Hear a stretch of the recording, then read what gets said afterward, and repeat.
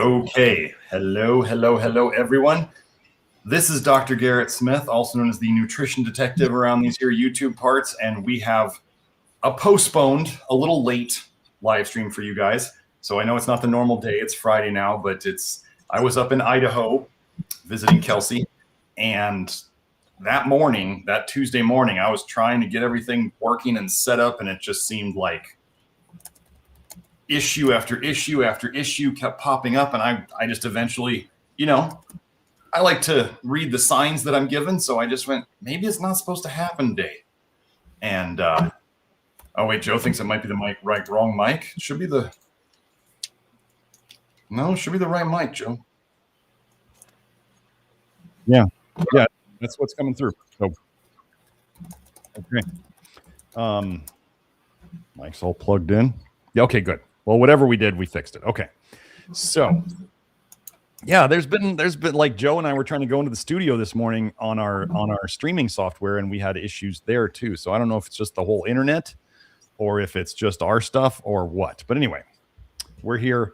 We're not going to miss a week, and everything's going to work out just fine. So anyway, what we have today, last week we had Rhonda Holman. I do want to tell you, like, between the stuff that I have done in general with some of Rhonda's stuff, I actually read her entire book on the flight, which you can get on Amazon. She linked it there. And then I've been doing the myo nozzle, and I've been doing some of the other things from her. And then I've been using that Reviv mouthguard that I mentioned.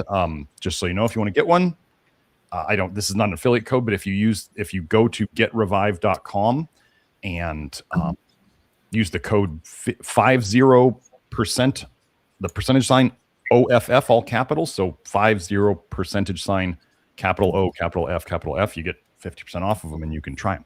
So anyway, I think that Get Revive mouthguard is going to help things progress for everybody here. I think it can help people progress by helping their skull go back to its intended shape. And I think for those of you who are in our program where we are removing the toxicities that cause a lot of the malformed skull shape, I think it will help fix that a lot. I'm super excited. My posture's been better. My flexibility's been better in the gym. I'm all of a sudden I started sleeping much better than I already had been. And I don't know exactly what did it, but I'm pretty sure it was the Revive that something switched. So anyway, I'm super excited about it. Again, if you guys get it, Ken, the guy who makes it, he has a whole school community where you can ask questions about it. I'm no expert on it. I'm still new to it. I've probably had mine for 3 weeks or a month. And I think it's really going to be helpful. Oh. So, Joe, you had your mic on. No problem. Anyway, so we got testimonials today to go over. But yeah, that Revive thing, I mean, if you use that 50% off code, it's a no-brainer to try it out. But yeah, your gums may be a little more sensitive and things may move. I already had my old neck crack came back for a couple days. Like, I used to have a lot of discomfort and tension in my right side neck, and it used to crack a lot. And that came and went for about 2 days, and then it was gone, and everything feels fine now. I think that's a little bit of retracing, like a physical retracing. So anyway, you guys who understand our stuff know about retracing, and it does happen. So anyway, on to the testimonials. Joe, do we have the share working? Let's just make sure. Yep, there it is. Okay, so we got 4 big testimonials today. We don't have a lot of people showing up in the chat yet, so we're just going to do these. And if you come into the chat, we got plenty of time for questions. So anyway, here we go. Testimonial number 1. Back in August, I posted here asking about help with insomnia for my daughter. So this is inside the Love Your Liver program. These testimonials are from inside the Love Your Liver program typically. I don't use names or even initials just because of medical privacy stuff, and I don't need to hang my butt out in the wind to get smacked. So we just take them out of there. If you're in the Love Your Liver program, you can probably find these by searching for key terms. But other than that, we keep them anonymous. Anyway, posted here asking about help with insomnia for my daughter. I felt we had tried everything and there were 0 improvements. I had been convinced all along her root issue is copper, to the point where I feel she does not need hair testing at this point, as I know that it happened and how it happened. Anyhow, I just wanted to give an update. She's been low vitamin A for about a year, and she's taking the supplements she can. We started MSG as a family, and she takes more in addition to what I put in my recipes. Within a week of starting, she was sleeping deeper. She has always had autistic type traits since a vaccine reaction at age 1. She was nonverbal when she was little, but I've worked very hard over the years, and I think most people haven't noticed in recent years. She's talking about the traits. Most people haven't noticed that the family all knows about. So the family knows about it, but other people don't notice. She is almost completely normal now. It is so weird. We keep talking about things she is doing, things that are completely normal for her age, but not normal for her. But she acts like she's always been normal. Her memory is better. Everything is better. She told me the other day that MSG is, quote, feeding my brain. It all feels pretty miraculous. So let's again talk, folks. MSG is like glutamate, along with vitamin A and vitamin D supplements and all these things that we go over that are horribly misunderstood and misportrayed. It's fixing stuff. Glutamate is literally brain cell food. We have people getting better from all sorts of things. And it's super easy, and it makes your food taste better. So, I mean, gosh, what would be wrong with that? Imagine Americans, like, their food tasting better, and so they didn't have to eat as much crap. If they were able to eat healthier foods that taste better, instead of eating all the crap foods that have glutamate type seasonings and other things in them that make them eat more of the crap foods. See, so they use the glutamate against us to make us eat more crap. But if you use the glutamate in the right way on the right foods, then it helps heal you. Okay. So remember, for all the glutamate haters out there, I'm sorry, you're wrong. And if you really have trouble taking it, you probably have other stuff going on. We've seen that people who are on very low carb diets or keto diets, or who are generally very sympathetically driven. They're very stress driven. They're very anxious. Those are the people who often don't tolerate it. Something with the vagus nerve is going on for them. It's not the MSG that's the issue. It's something in their nervous system that the MSG is affecting. So if you need to start with one crystal of it, you can start with one crystal. That's fine. You're already eating glutamate in your food. And so it may also be, you may want to open your mind to, you may have been programmed into thinking it's bad for you. And that's why you're reacting, which is what they found in most of the MSG studies, where people would say they react to MSG, and they found out that when they didn't know MSG was in their food, they didn't react. So if you want to have somebody sneak some MSG into your food, if you think you react badly to it and you don't react badly to it, then you can realize that it might have just been in your head. And that's okay. We can all get programmed into things. We can all believe something in our brain and deeper that we actually say we don't believe. Right? We can literally fool ourselves. People fool themselves every day. So you could literally be scared of MSG being bad for you inside your brain, and yet you tell everybody, I'm fine, I'll take MSG, I don't have any problem, and yet they don't agree in your body. Okay? So, hello, JJ Hempcrete Bear. So, oh yeah, and like I said, I was saying, Rhonda Holman's book is, I mean, it's like 250 pages, and she really goes into it. And about the airway stuff, I really think I'm going to do an apnea episode with Kelsey, a sleep apnea episode, and we're going to find that copper toxicity is heavily involved in apnea. So we're working on fixing that for people, but then we also have to fix, like we're talking about with the Reviv, or we're talking about with the tongue muscles, or we're talking about the airway stuff. We have to wake these things up again. And that's where these techniques can come in, and you shouldn't have to do them forever once they're back. Okay. So let's go into testimonial number 2. This is a long one. This is from somebody who I talk with personally outside of the program, and they've been on the program for a long time. I've met them in person, and yeah, great guy.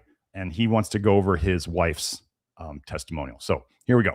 Wanted to share a testimonial for the good of the order and to solicit any feedback from others who have dealt with gallbladder issues. I've been following Dr. Smith's work from the early LYL days. My wife and family, although interested in what I've been learning, have not always been as committed to implementing all the new ideas as the journey has progressed. We all have those folks, right? My ex-wife is home sick for like a cold or flu for like, I don't know, the 4th time in the last 3 months. And I'm just like, wow, too bad she didn't learn anything in the 20 years we were together. But, you know, you can lead a horse to water. So all of you, when all of you are thinking about your family or your friends that won't do it, just know that people around me don't even do it. Okay. We've incorporated many elements of the program into how we eat as a family, i.e. lower vitamin A levels overall, keystone minerals, nicotinic acid, activated charcoals, plus sun fiber, organic wherever possible, protein emphasis, etc. But certain principles were difficult for her to get on board with, namely eating a low-fat diet. Actually, I wanted to add one more thing to like, so at the other house where the kids live, they were actually sweet potatoes were being pushed on them. So of all the things that weren't learned in the 20 years, not to eat sweet potatoes seems like an obvious one that somebody could take away from living with me, and yet they're being forced on the kids because they're seasonal. Whatever. Anyway, we dabbled in the Weston Price school of thought many years ago, and the healthy fats idea had been a hard one for her to shake from a narrative perspective. We made efforts to eat organic/clean when possible, but butter, cream, eggs, milk, ice cream, sour cream, cheese, etc. were a meaningful part of the daily diet. Those of you here know that that's a lot of vitamin A. That's a lot of calcium. That's a lot of fat. And what are calcium stones often made of? Oh, calcium. Gallstones. Sorry, gallstones typically made of. And fatty compounds. Weird. Also, in fairness, as life has gotten busier with growing boys in tow, the Chick-fil-A trips were getting more and more common, where more undisputedly unhealthy fat was also making its way into our diet. This can happen to everybody. Like, folks, if you slip, the key thing to first realize is that you've slipped. It happens to all of us, right? We all have times where we're more disciplined and we stick to the program more, and then we slip off of it. I'm actually personally going to, because I know that when I simply track my intake of food, I eat better. And I haven't done that in a long time, and I know it works. It's not something that's like too neurotic for me. I don't get into it too much. I just make sure to record what I eat. And then I eat better. And I tend to feel more full during the day. I've actually shown this psychologically, is when you record your food, you actually remember that what you ate better, right? Because you actually recorded it. And then you don't tend to get as hungry because your brain actually remembers what you ate. Like literally, if you remember what you ate better, you don't tend to want to eat as much. And I've always been an overeater. Like, that's not everybody's problem. But I've always just been a big eater. I was the 3 plates at the family get-togethers things. Like Thanksgiving was 3 plates. I ate a lot of food. So for me, just recording it and eating less helps me. But yeah, the junk food and all that stuff, we all slip. Okay. Especially with families. Oh my gosh. A few months ago, she had a series of what ended up being diagnosed as gallbladder attacks, which caused severe abdominal pain akin to labor. They happened every 2 weeks for a month and a half, like clockwork, with increasing severity. And the last one got so bad that we ended up in the ER. I remember talking to him during this period, texting. After undergoing ultrasound imaging, it was determined that her gallbladder had sludge, which essentially means small gallstones that were likely obstructing her bile duct. Sludge is more like sand-sized particles versus full-on gallstones, but can still evidently block the duct, and severe pain ensues. Apparently, those tiny ducts weren't designed to pass rocks of any size. And for those out there who, the calcium group that's gotten into calcium fixes everything, apparently enough calcium for this person wasn't fixing everything. You know? Do you guys know that there was like a fad about coral calcium and calcium fixing all diseases in the early 2000s? That was the big coral calcium fad. And the guy who ran it got sued for millions of dollars because it was false advertising. And all that calcium, and basically coral calcium was basically just expensive limestone, calcium carbonate, and it didn't fix hardly anything. So that's why the fad died. We were advised to have our gallbladder. If calcium fixed everything, we'd know it, folks. We were advised to have our gallbladder removed with no other viable options presented other than a comment from the ER doc that eating fatty meals would likely exacerbate the next episode. Whenever there's gallbladder episodes, folks, there's always too much fat in the diet. And especially, they say let me try to remember the F's of gallbladder disease. Female, 40 or older, fat is one of them. and fertile.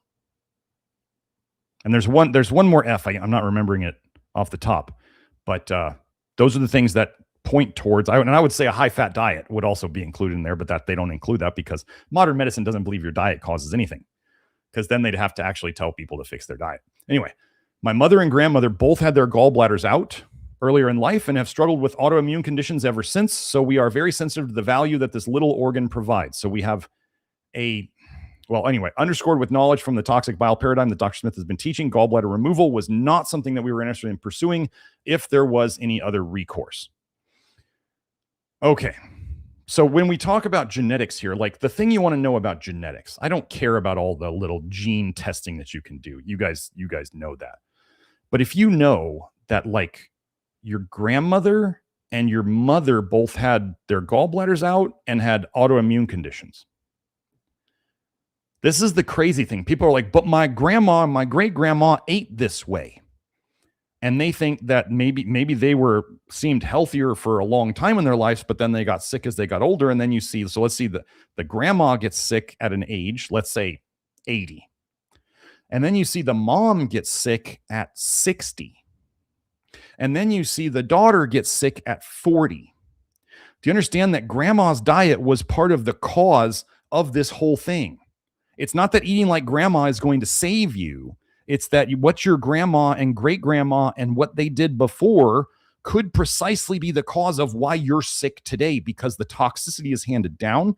The genetic weaknesses are handed down. Like it's been shown in the research that if you have a ancestor, whatever you want to call it, a parent, grandparent, whatever, that was an alcoholic, you have a gene setup that can make you more susceptible to becoming an alcoholic. We pass down the bad things and the good things. Okay. And like my dad died of prostate cancer. Okay. I started getting significant prostate issues in my mid-20s. So I just looked at it as, fair. So that was the other one, fair. Yes. Thank you for that, guys. Fair skinned.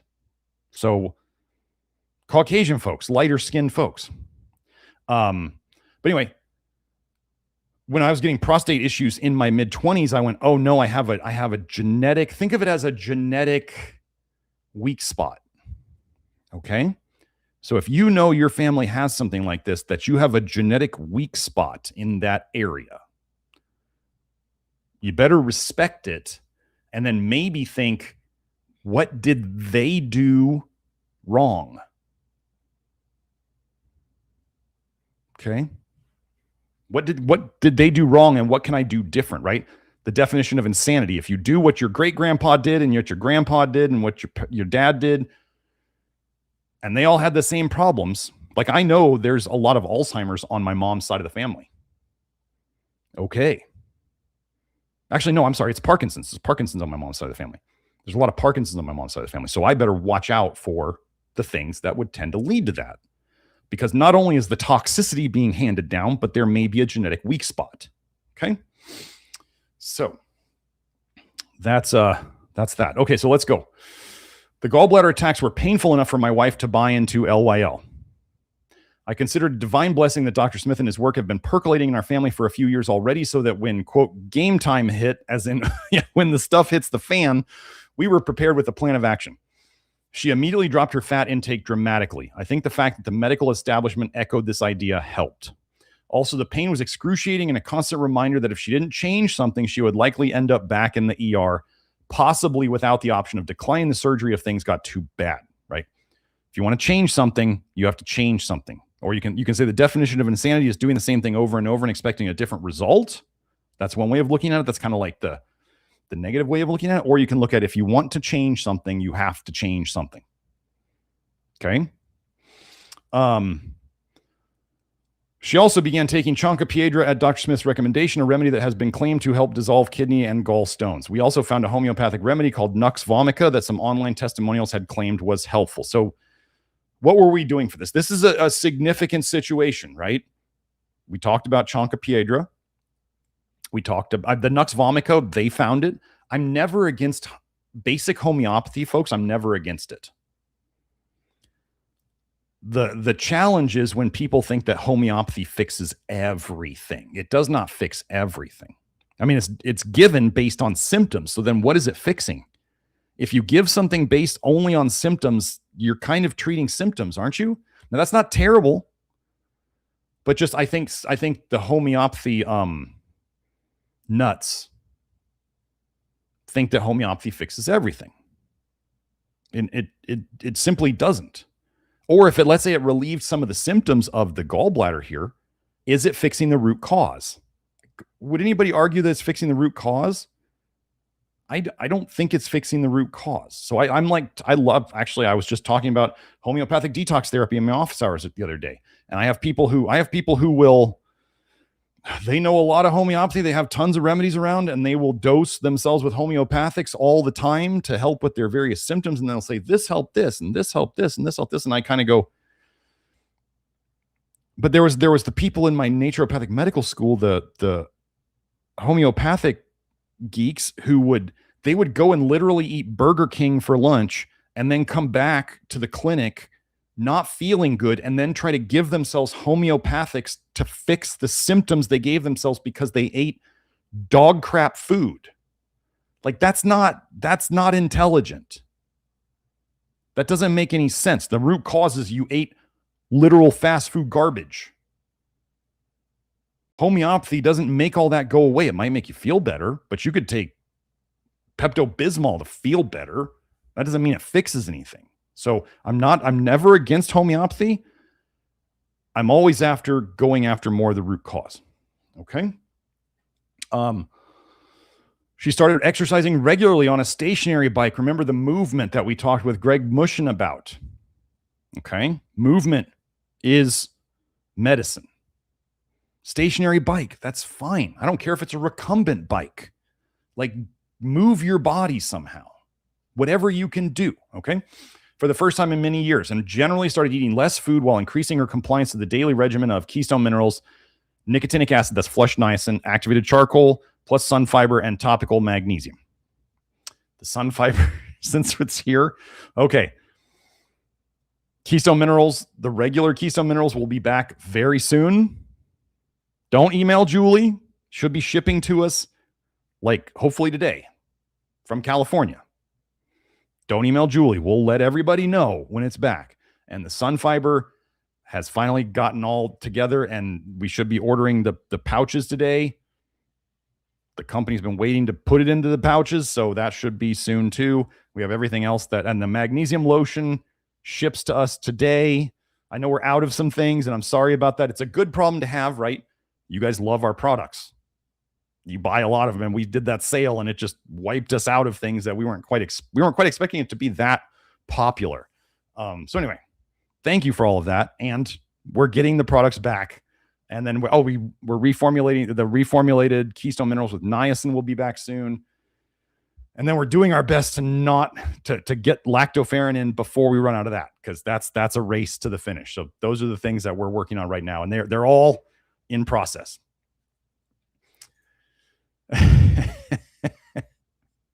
One of the things Julie dislikes the most is when we run out of products. So just know that if you guys don't like it when we run out of products, Julie likes it even less.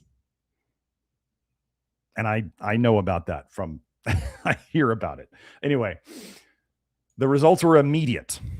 Okay, so she's doing some supplements, she's fixing her diet, she's doing the stationary bike, she's doing the Chonka Piedra, she's doing the Nux Vomica. She began to drop weight that had stubbornly held on for the past 13 years or so since we had our first child. In 3 months, she lost over 30 pounds. In retrospect, knowing that this was releasing toxins out of her fat into an already stressed gallbladder situation, we would not have chosen the rapid weight loss route, but it is just what happened. Her series of gallbladder attacks was 5 months ago now, and she has not had one since. Although this is, of course, tremendous and welcome news, there was an unintended consequence that we had not anticipated that did result in a potentially serious complication that I need to mention. Okay. Anatomically, we learned that the gallbladder shares the same bile duct with the pancreas. Yes, it's called the pancreatic duct, which is downstream from the gallbladder. Although she never did have another gallbladder attack characterized by localized sharp pain on one side, she did have multiple close calls with pancreatitis once a month just before beginning her monthly cycle.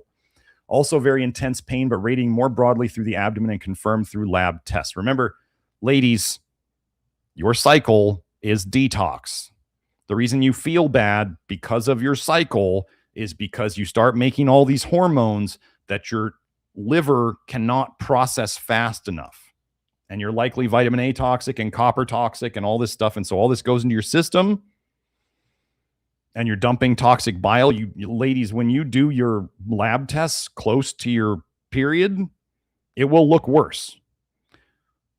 When you're going into like ladies who are pregnant, oh my gosh, there's so many hormones going on during that. That is when your labs will look the absolute worst in terms of vitamin A and copper. They'll be super high. That's the highest I ever see them, is when women are pregnant. Okay. But anyway, these detox cycles cause these things. Okay, being candid, pancreatitis is an even more serious condition than dealing with gallstones. Yes, after multiple additional ER visits for the pancreatitis, it is our belief that the interventions we took were successful in dissolving the gall sludge and mobilizing the stagnant bile, a good thing. However, the clean out of the sludge through the bile duct seemed to have caused pancreatic blockages downstream in the shared duct. This is not to be taken lightly, as pancreatitis can be life-threatening. We consider ourselves truly blessed that the pancreatitis never did advance to critical levels, and any blockages that occurred were always cleared on their own. Fast forward to today, the pancreatitis attacks have also ceased so far, and the most recent ultrasound imaging showed no sludge or blockages in her gallbladder or bile duct. She feels good while eating less food with very low amounts of fat these days while exercising regularly. The weight is definitely staying off, and while she was also diagnosed with a mild case of fatty liver, we're confident that that will clear eventually as well, since she is doing so much to, quote, love her liver now.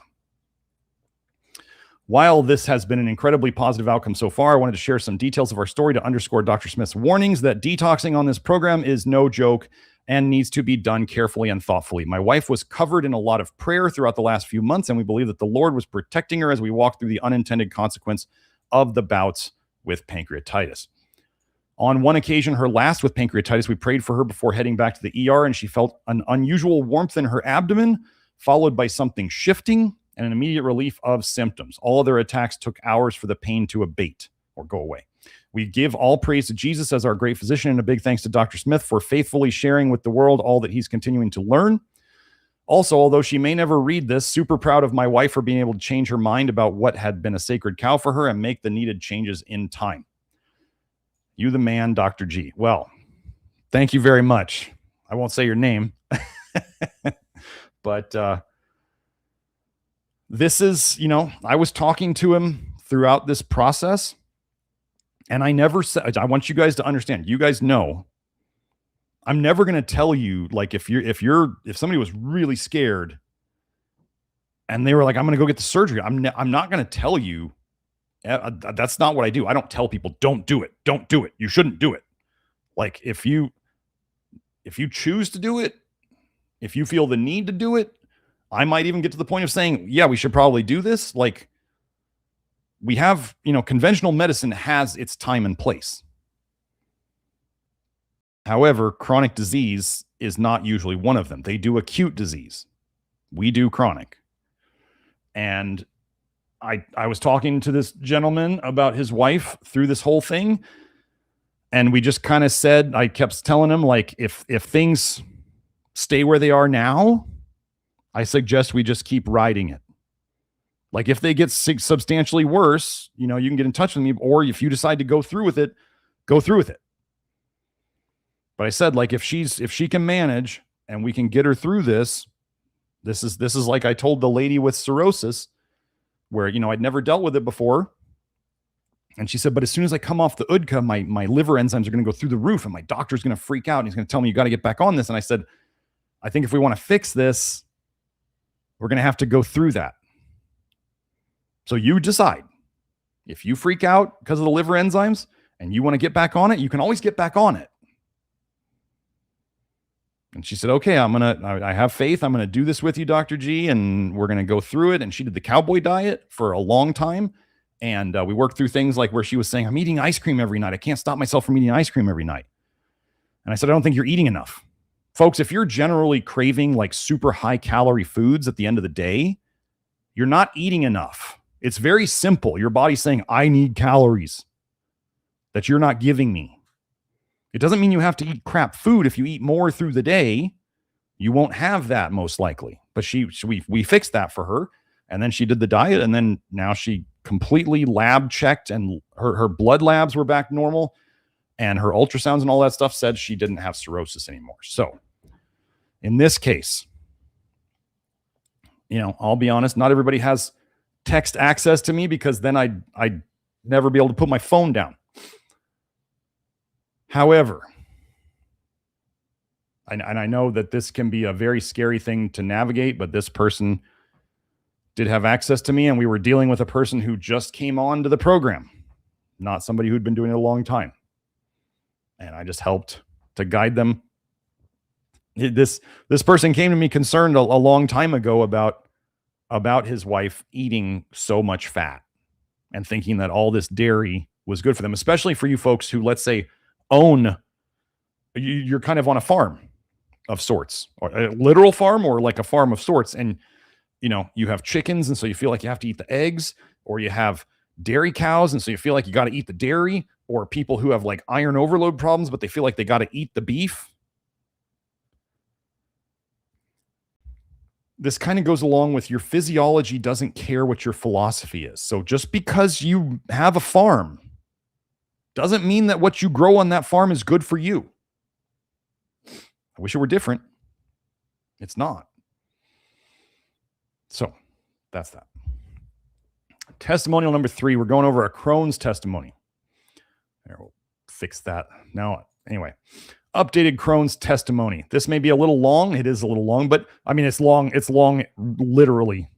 But I want to give backstory, so I don't expect Dr. G to share it all in the live stream, but here goes. Here I go. I wanted to wait until I got follow-up blood work done in January, but I saw people were interested in my story. I'm going into the detail of my whole backstory for context. So I have only had Crohn's for the last 2.5-ish years, and I got it when I was 24, but my stomach issues started way before that. I was surprisingly a healthy kid before around 3rd grade. I say surprisingly because my dad had the worst health issues and is lucky to still be kicking. He grew up on a farm and was exposed to many harsh chemicals like pesticides and utilizing water that probably had a lot of pesticides in it, along with a poor diet. It's kind of ironic that he is a general practitioner doctor. Okay, so we have doctors who we would love to assume know better. We have the farm life. Like, people assume the farm life is good. The farm life can be one of the most toxic things out there. Like, you guys have seen the pictures of farmers, a lot of them. They don't look healthy. Okay. And so like the 3rd grade thing, like, we get into what he was born. I believe he was born jaundiced. But this can all like accumulate over time. So remember, you could start with a not great system, but you have the magic of youth still, and you still have a lot of filling up you can do of toxins before they spill over. Okay. So, but we see that the dad had health issues for a long time. So he got ulcerative colitis in his teens, which he did the traditional medicine route for. He is 60 now, so they didn't know better back then, and I'm still not sure if he knows better.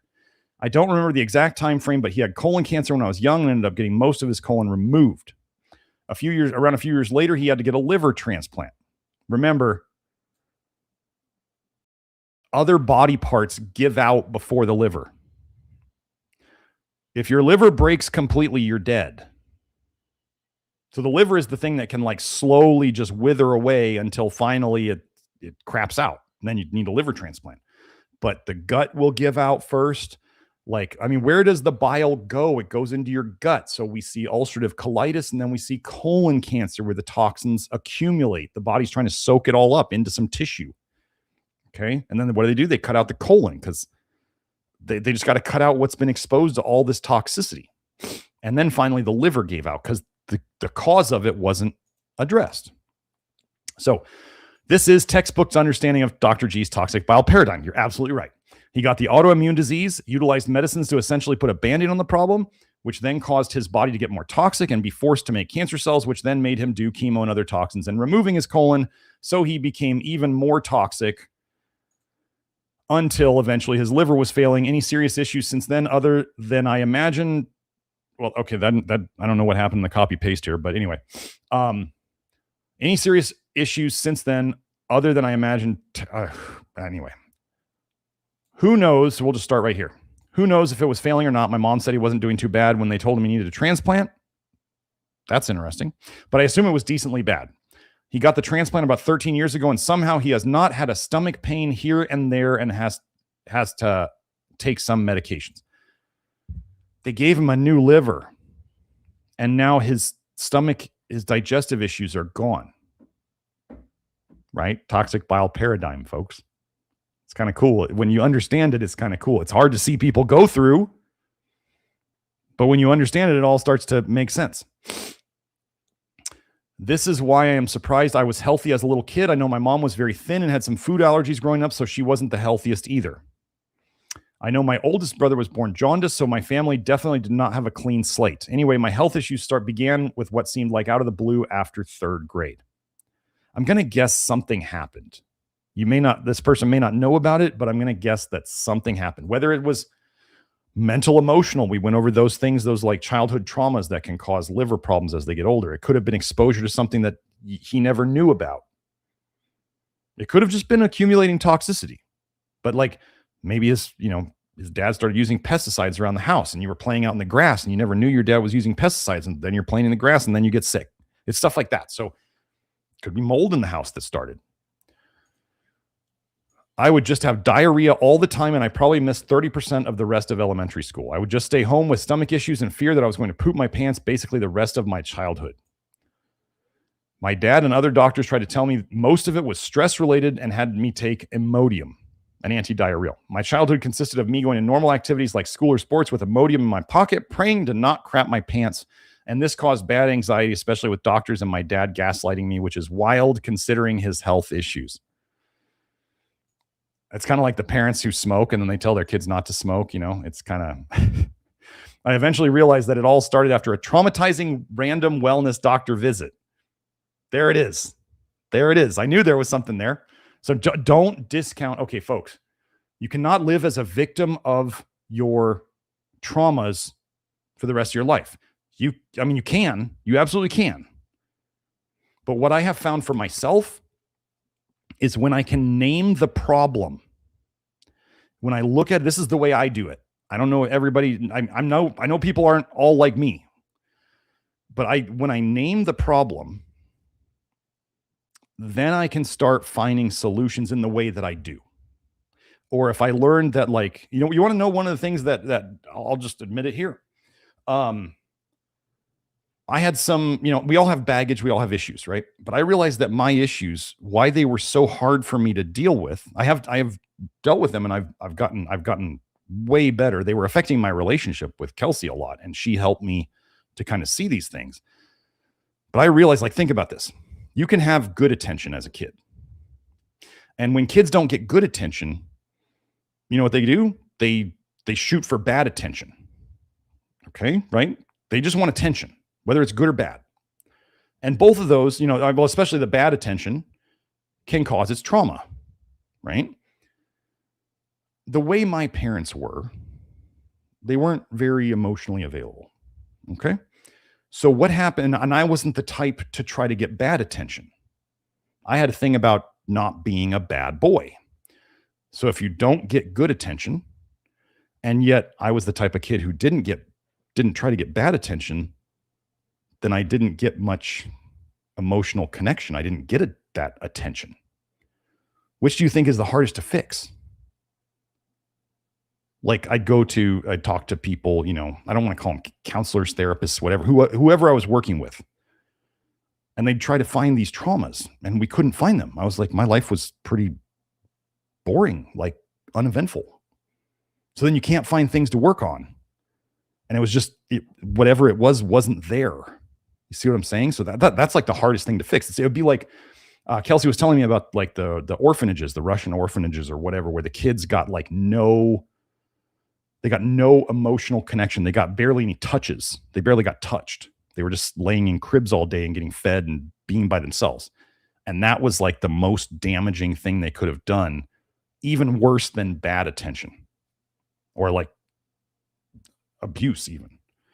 So it was the abuse of nothing. And how do you fix that? How do you fix when somebody just didn't get something? Anyway, that was some of the things that I was dealing with. So these things happen, whether we realize, whether we can put our finger on it or not. So we have the traumatizing random wellness doctor visit. Our family friend doctor told me before 3rd grade that he had all my jibby jabs, as in the pokies, set aside and to come and get them. I will have to check back with exactly which of the amazing life-saving jibby jabs, that's sarcasm, they blessed me with that day and changed the course of my life. All I remember was screaming and crying as they jammed a huge needle in my glute, and the pure terror I had when I realized they came back for another and another. I remember like 5, but it could have been anywhere from 3 to 6.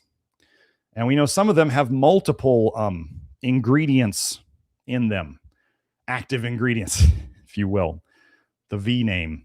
So I could have been getting a double bang for each buck, right? The MMR, for example. I think my mom was traumatized after witnessing that. It took us probably years later to realize that this was all the start of all of my stomach issues. Though I imagine with my family history, my liver was already half full of toxins prior to this. I was still very young, so I think my mom put 2 and 2 together after that and never told me because I was young, and she never let me get another jibby jab, and started being against them and randomly against fluoride at the dentist. This started her health kookiness, right? We're all health kooks, which years later rubbed off on me. My mom started trying me on new diets and eventually took me to, I would assume, natural doctors because I was getting food allergy tests and parasite testing. It's a good guess, or good assumption. It took me a few years to realize I was allergic to dairy and sugar for the most part. I remember Rhonda even said for airway stuff, dairy is like the biggest thing. Calcium and vitamin A and vitamin D. Imagine that. I couldn't really drink anything but water. Once I got to middle school, I had a general understanding of what I could and couldn't eat, but I would go through phases where I could eat the normal kid junk food like Oreos, ice cream, and fruit snacks. Throughout middle school and high school, I would go through phases of being able to eat normal food and then bad times of just having to eat meat and plain carbs like bread, rice, etc. Right, the brat diet. Bananas, rice, applesauce, toast, and then there's meat. And that's a low vitamin A diet. These phases of normalcy could probably be attributed to liver growth. As in, if you guys don't know this, the idea is that when kids are growing, their liver is going to grow too. It's going to grow in 3 dimensions. It's going to grow this way and this way and this way. And you're making new liver tissue that is, you could say it's empty of toxins, or you could say that the whole liver, like if you had 10 units of toxins in the liver when it was this size and you tripled its size, you'd kind of like divide the toxic load by 3, and then you'd be down to like 3.3 units of toxin per liver unit. You understand what I'm saying? So you dilute the toxicity so the liver can then function better just by growing bigger. Or they can give you a liver transplant with a whole new liver. Oops. Okay. I spent my whole life lifting weights ever since 6th grade, just trying to get to a normal weight. So we have an undertype. I ended up growing to 6'7" by the end of high school, but I mean normal weight for my height. I drank and smoked weed in high school and college, and later in high school, I realized that marijuana actually helped a lot of my stomach issues. I don't think that is why I was doing it, but I was almost reliant on it for stomach health eventually. I managed to play college basketball fine for the most part, other than my parents having to help out with food and health. So again, just an aside, he's playing college basketball. Like, okay, folks, when you see influencers on the internet and they look healthy, or you're talking about a college athlete, it does not mean they're healthy. Like you want to, so this is the distinction you have to make. You want to move your body. Okay, the higher level you take anything, whether it's an influencer trying to be like super lean, or whether it's whether you're actually a star athlete, like nothing about sports is necessarily healthy. Nothing about high performance is healthy. It's actually quite the opposite. So that's why we're talking with Greg Mushin on our interview about like low level movement. Low level movement. That's what you want to get the most of. Okay. High intensity stuff can backfire. It sucks a lot of your life force, right? You're going full out in sports. Okay. So just don't ever assume that like sports or like getting like super duper lean or some other metric that we put on health, that doesn't mean you're getting healthy. And that doesn't also mean that like being obese is healthy. There's nothing about being obese that's healthy. But also, you don't want to swing to the other side and make yourself unhealthy going nuts to the other side. They both can be unhealthy. Okay. So, sidebar, I was always getting respiratory sicknesses from childhood through college. I got strep throat like 3 times as a kid, probably related to the jabs. And I realized that when I took vitamin C and vitamin D in the winter, this helped prevent some of the respiratory sicknesses. Now I know better that vitamin D isn't good and vitamin C is only for certain cases. Thanks, doc. Yep. Vitamin D literally slows down your bile production. So it can make you... The guy on Facebook, he was an African-American doctor. He pushed mega high doses of vitamin D and vitamin A whenever you get sick. I believe he died of a heart attack in his 50s, was what I recall.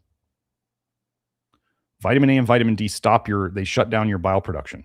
I have the paper that showed it. They fed vitamin A and vitamin D to, I forget if it was rats or mice, and they saw less bile production. Why would your body produce less bile when you eat those things? Those are fat soluble things. What if your body's trying to say, I mean, they could cause the effect of making you make less bile, but also what if your body didn't want to absorb them?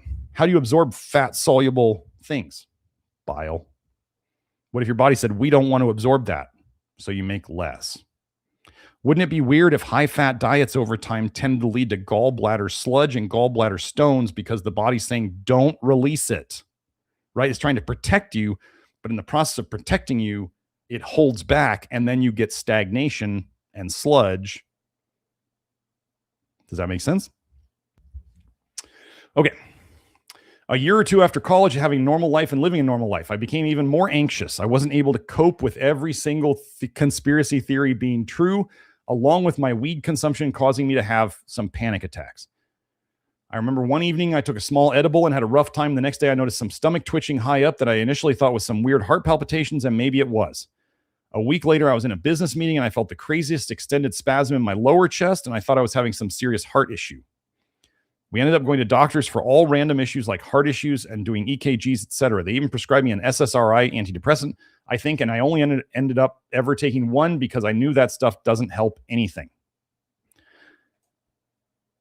I started having this bizarre geographic tongue with some cool shapes, but later it developed to more like blisters on my tongue, not like infectious type stuff, but that my tongue cells were being shaved off or burned. I never noticed any stomach fluids coming up other than the rare acid reflux, so every morning I was always checking my tongue with curiosity. Folks, you can have reflux. Well, so 2 things can happen, right? So he's saying it felt like it was literally the tongue cells were being shaved off or burned. Okay. What do we know is a chemical peel that is in bile and floats around in the body especially if it gets bad. Literally, vitamin A is a chemical peel. Bile dissolves holes in things. Okay. Now he says rare acid reflux. So he actually noticed acid reflux or bile reflux. If you haven't seen my bile reflux episode, all reflux has bile in it. Not all reflux has acid in it. So he's actually noticing reflux coming up sometimes, rarely. That would have bile and vitamin A in it. That could cause the geographic tongue. However, what is your saliva made of? Your saliva is made of your blood, right? It's a filtration thing of your blood, right? It's created from your blood fluid is what I mean, okay? Well, if your blood fluid has bile in it and your blood fluid has vitamin A in it as retinoic acid, a chemical peel, then that chemical peel can be coming into your mouth via your saliva. This is how some people on the program, when they're pushing detox too hard or they're just going through a big phase of detox, they sometimes say, my teeth are getting yellow. Why is that? Well, what's yellow? Vitamin A. What's yellow? Bile. They might say, well, I don't think I have any reflux. Okay, it can be coming in there from your saliva. I had this happen to me. And it passed. Gosh, what do you think passed? Well, I got over some level of toxicity that was in my blood going into my mouth or reflux. Okay. My great uncle, who is an infectious disease expert and has worked with our boy Fauci, oh boy, has had experience with Lyme and thought I should take antibiotics. So I took this for a month. I knew this was wrecking me, but he and my mom convinced me to just tough it out each day and I will be closer to being better. Oh, I do want to just say, remember, the weed didn't solve anything. Folks, medical marijuana at best is a symptom masker. If you use it enough, you could suppress things, which is what it does in cancer. It suppresses things, kind of like a variation on chemo. If weed fixed things, folks, they wouldn't have stores everywhere. They wouldn't be legalizing it everywhere. They wouldn't have had it, like even in Arizona, you don't even need medical marijuana cards anymore. It's all legalized. The bad guys are giving you all these things now. They're overwhelming you with toxins. Now ketamine's being prescribed for everything, and weeds everywhere, and now the administration is saying hallucinogens are good. And do you see, this is bonkers. Is anybody getting better at is society's issues all going away now that all these things, there's kratom stores or kratom, however you want to say it. Like, it's a worse thing to break the habit of than opiates, from what I hear. All these things are coming out. Is everybody getting healthy? No. There's lots of money laundering locations now, though. So, like all those CBD stores, money laundering, vape stores, money laundering, probably most dispensaries are money laundering. Like, oh my goodness, mattress stores, like the number of money laundering businesses out there is outrageous. So, here we go. My stomach issues were a bit worse, but I was eating nothing but beef and quinoa or rice, so I wasn't ready to assume this all stemmed from my GI tract. Every day I would have twitching all over my body. It felt like my arteries were violently twitching. Sometimes it was clearly muscular, but maybe it was all in the locations. Maybe it all was, but the locations were so bizarre that they twitched to my heartbeat many times, which initially made me think I had heart issues because I also had chest pain. I also had bad shortness of breath and always felt like I would pass out. Many days it was hard to get out of bed. I thought I'd already mastered stomach health from my vicious IBS of a childhood, and most of the time since I was accidentally eating an LYL diet, my stomach pain and bowel issues weren't too different than my IBS. I wanted to add one more thing, about medically using marijuana. Okay, if I had to choose, I just want you guys to know, like if I had to choose, let's say I was having surgery, and I had to choose between medical marijuana and opioids, I would choose the medical marijuana. Okay, I'd be trying to get off all of it as quick as I could, but like you can triage your medicines. They're like, I'm not going to be like, the doctor's like, we could give you some fentanyl. And I'm going to be like, yeah, no, you can keep that and maybe shove it somewhere. Like, I'm not going to be like, give me OxyContin. Then you go down to Vicodin, and then you go down to like medical marijuana. Like, these medications are used because they work for what you use them for. But Americans are wussies about pain. Americans are complete wussies about pain because Europe uses way fewer medications than we do for pain and surgeries and stuff like that. Americans are just babies, and the doctors tend to think that, we're going to make you not feel any pain or feel as little pain as possible, which may actually get in the way of your healing. And I'm not saying to live in pain after a surgery, but I'm saying use the minimal amount of stuff you can. And yes, there can be better choices than jumping straight into opiates. Okay.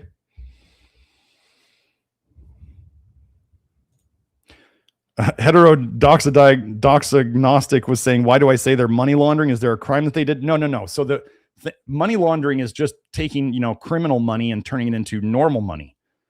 So places that so they sell CBD in every convenience store now. You can get CBD in health food stores. You can get it in Whole Foods. You can get it in convenience stores.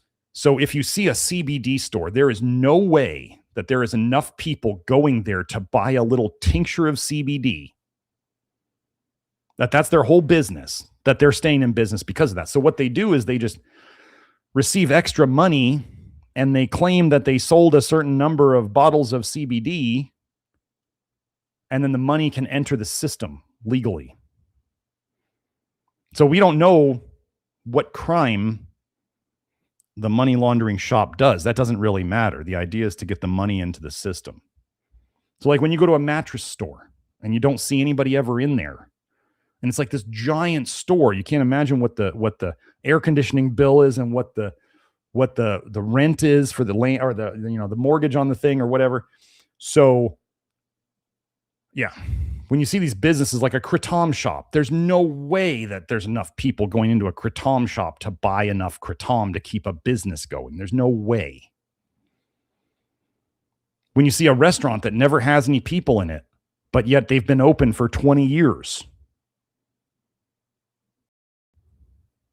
So that's where you start to see a lot of the vape shops. I mean, seriously, they're selling vape juice to enough people each day to maintain this giant shop and all this inventory in the back. And no, there's no way. Everything is getting, I mean, we're starting to see more and more like illegal activity going on, like in plain sight, because that's part of the coming, whatever you want to call it, end of the world, transition, whatever you want to call it. And things have to get worse before they're going to get better. And they will. Okay. Let's see. Every day I would have twitching all over my body. I felt like my arteries were violently twitching. Sorry, we did this one. I started having these super hot stomach aches where it just felt like my insides were on fire like every other day. So 6 months into these symptoms, I diagnosed myself with Crohn's. The reason it took me so long to diagnose myself was because the worst of my symptoms were not my GI tract. The constant twitching was like Chinese water torture, and the exhaustion and chest pain and all the other symptoms were not consistent with all the IBD forums on the internet.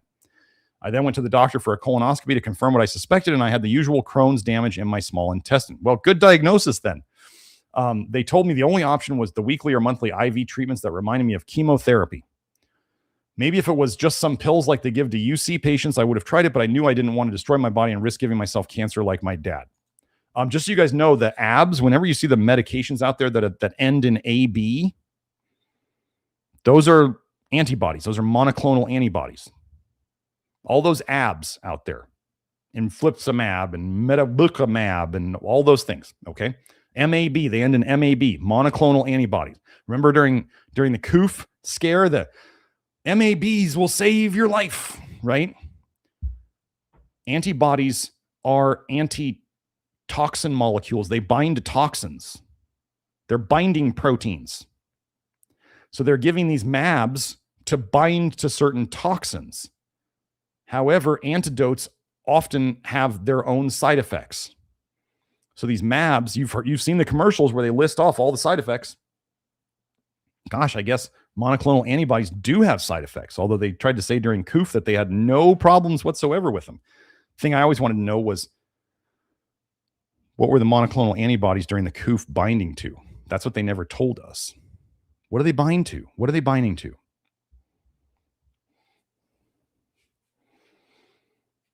No, heterodox, they're not hiding a crime. They're hiding where the money source is that's coming in.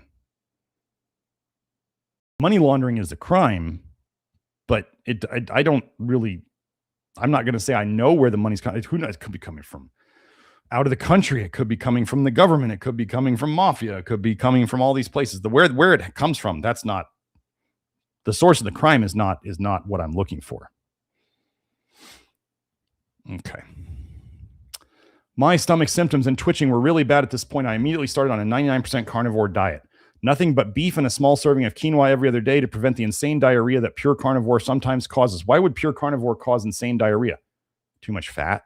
Your body's trying to get rid of it. I guess I was unintentionally doing the early steps of Love Your Liver since I hadn't found Dr. G yet. I started on my own protocol where I would utilize weed, high-dose butyric acid. This stuff smells as bad as Doc Smith says, and the beef. I microdosed the weed a couple times a week and absolutely hated it because I felt like it caused the anxiety that triggered my initial symptoms. But my body needed it every few days, which for some reason eased a lot of stomach pain. I originally thought that weed turns off my suicidal immune system because that is what modern medicine taught me. Okay, let's just head into this high-dose butyric acid, folks, as we went over on the Greg Mushin episode. Soluble fiber can be, some of it is broken down by your gut biome into butyrate, butyric acid. You don't need to take this nasty smelling stuff. You could, but it smells horrible. And if you do the soluble fiber, then your gut bacteria are breaking it down. They're using that as food, and then the gut cells. So think of it, your gut bacteria break down the soluble fiber as their food. Then the butyrate that they make can then be eaten by the gut cells. And what is the other main food of gut cells? Glutamate. Okay. I also occasionally utilize bentonite clay. I had a follow-up capsule endoscopy a few months after my original colonoscopy, and the doctors called me shocked. They said there was no evidence of the Crohn's they saw just a few months prior. I was ecstatic for a few days. I also went through a period where I ate 10 plus eggs per day on my carnivore diet, which was not tasty. And I'm not sure why I did that, but I thought I needed more vitamins and minerals, but this probably set me back. My symptoms were only slightly better, and I concluded that with weed and my protocol, I could slow the damage enough to where my intestines could heal fast enough, but I still felt all the pain of my insides melting. That's the bile, right? I could not get out of bed some days. I thought my life was just going to be fighting a disease that can't get better because maybe my immune system actually did become suicidal. My life was manageable, but I didn't think I could sustain the mental strength to live. I think we live a life with this much discomfort. Thankfully, I found Doc Smith about 9 months ago when I was looking into viruses not being real. I started binge watching his content. It's the only, binge watching my content that's digested. That can be digested painfully or easily, right? When you first find it, it can be challenging to digest. The liver and toxic bile understanding was so revolutionary yet basic. I cut the eggs out of my diet, of course. I started trying the niacin, and this helped me get a little bit better. My first experience, I did too much and thought I might need to go to the ER because I thought a flush would just be rosy cheeks.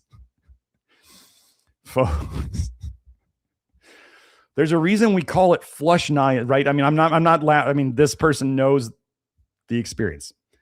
The reason we call it flush niacin on the label is because we are trying to help people understand that, yeah, it's not just rosy cheeks. I'm just laughing because, like, oh man, I used to hate the flush.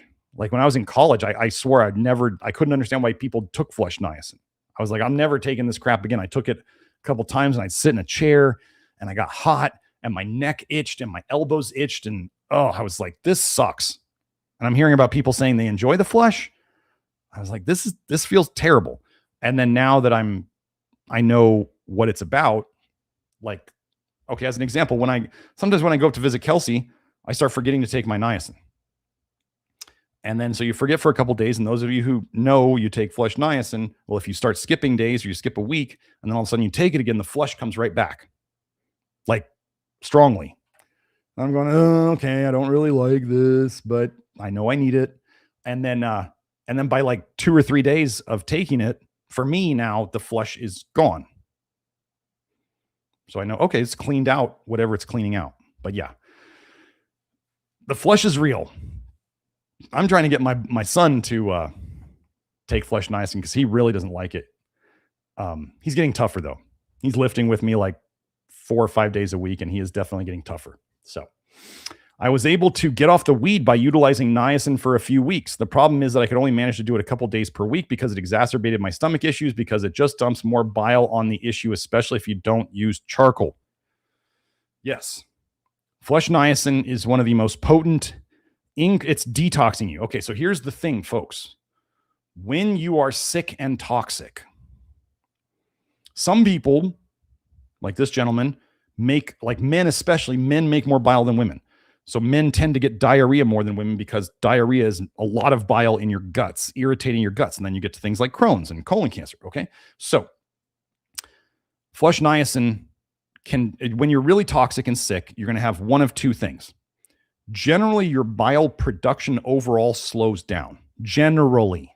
However, you're leaking more of it into the system, or the bile becomes so toxic that when it does go down in your intestines, it irritates the heck out of your intestines. Your intestines say, eject this, right? So it's not coming out in as high an amount. It's coming out more concentrated, which is the gallstones and the sludge. And then some of it is leaking into the system. Some of it goes into your gut. This gentleman probably was just making a ton of it, and it was going into his system. That's why he was an undertype. And then it's also going into his gut, causing the Crohn's. He couldn't take too much flush niacin because here's the thing. As you get better, folks, two things happen. Your bile becomes less toxic, and you generally start making more of it. So if you start making more bile, and it's less toxic, but it's still plenty toxic, and it leaks into your system, then you may not feel good. So for those of you who haven't heard me say this, if and when you're having problems, like you feel like you're dumping too hard, you're detoxing too hard, you're dumping too much bile, the first two things you should do, 2 supplements if you're taking them. 1, cut your lactoferrin in half if you're taking it. 2, cut your niacin in half if you're taking it. See how that goes. Then if you need to, you can cut them in half again. We don't necessarily recommend too often cutting all of them out unless you're just really gung-ho, because it's kind of weird if you cut them both out, like you were helping your detox pathways to run better so that you were getting rid of toxins faster, but you're also dumping too much bile. So what we want to do is we want to reduce the amount of dumping without totally taking away the stuff that was helping you detox faster. Does that make sense? We don't want to just yank it all away. But those are lactoferrin and niacin, flesh niacin, are the 2 things that really can dump a lot of bile. This is why I have like the page or 2 long instructions on the lactoferrin, and then we have a whole section in the Love Your Liver program about niacin. This is why we have that, is so you know to do that. And if you've never had the flush and you decide to try niacin, you're going to flush. Don't freak out and call the hospital. They're going to laugh at you when you tell them what you did. They will.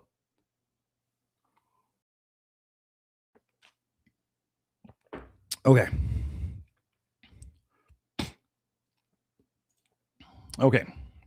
I knew that I was getting better, though, because I did not need the weed anymore. Gosh, another person getting off another medication. Isn't that amazing? I started trying a tiny bit of organic oats. My new protocol became beef, oats, and a little bit of niacin. I was able to slowly work my way up in oats. At first, I was eating 80 to 20 beef, which cannot be good with all that fat because I just needed the calories. Remember, he's an undertype. Undertypes, somebody was asking earlier about how much fat they should eat as an undertype. I can't tell you anything like those numbers. You're trying to eat your protein.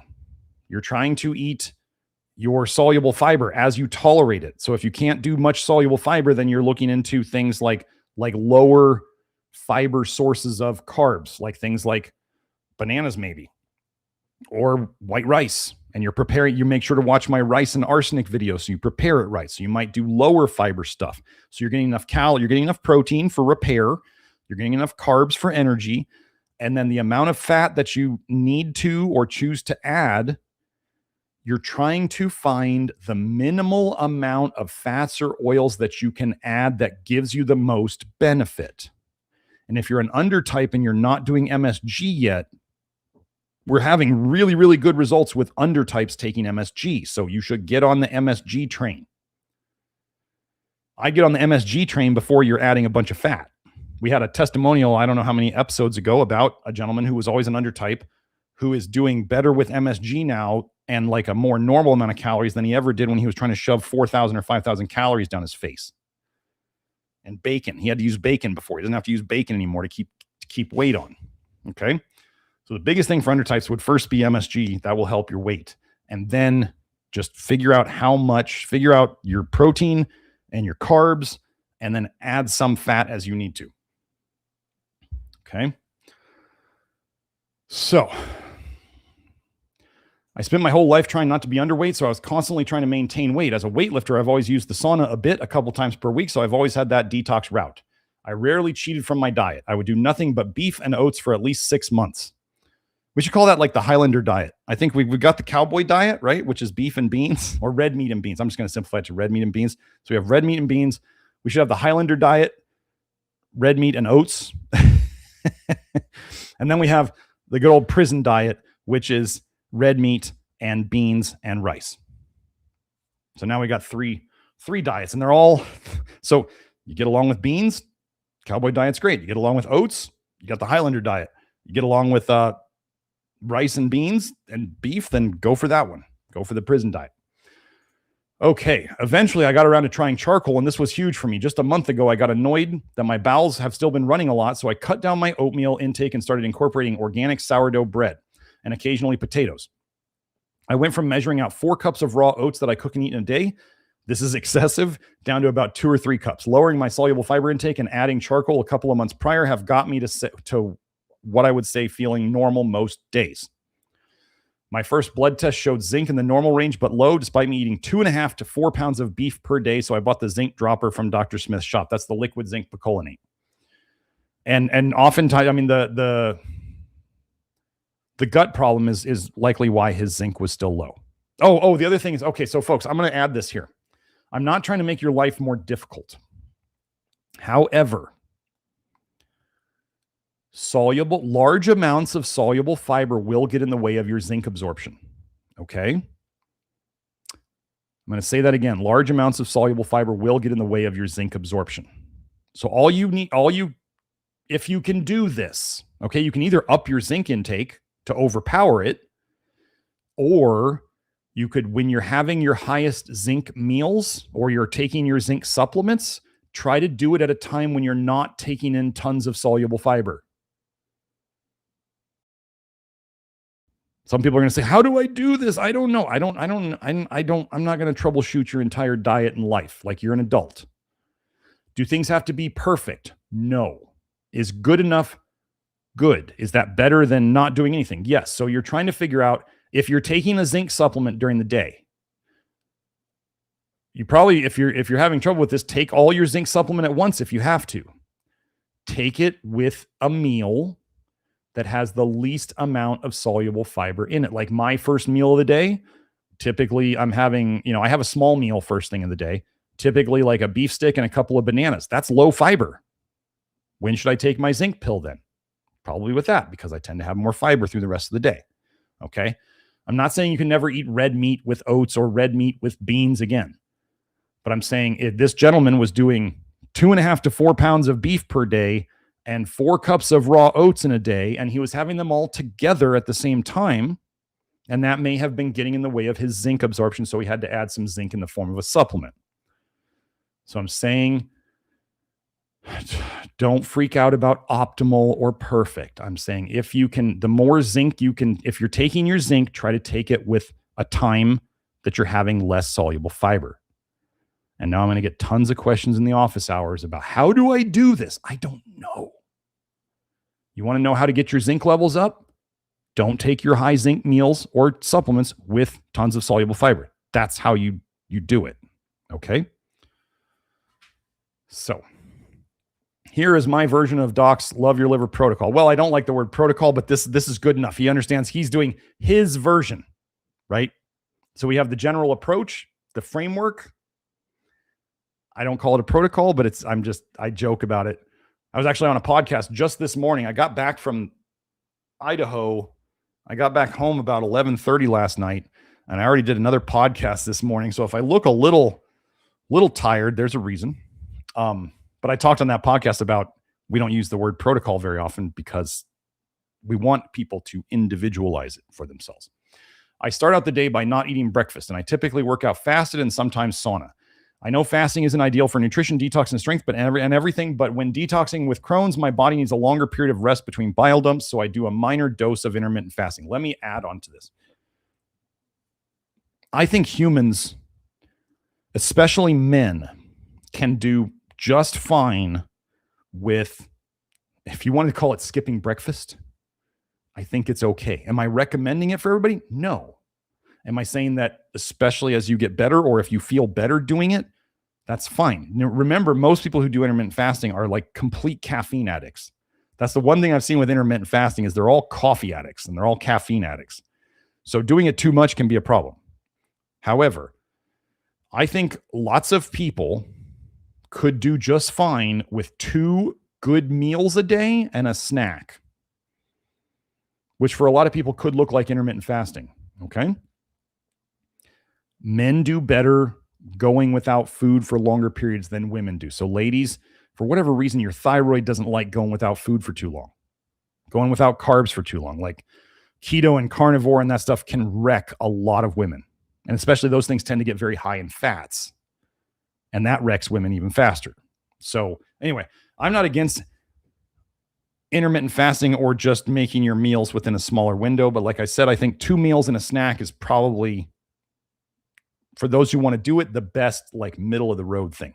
Okay.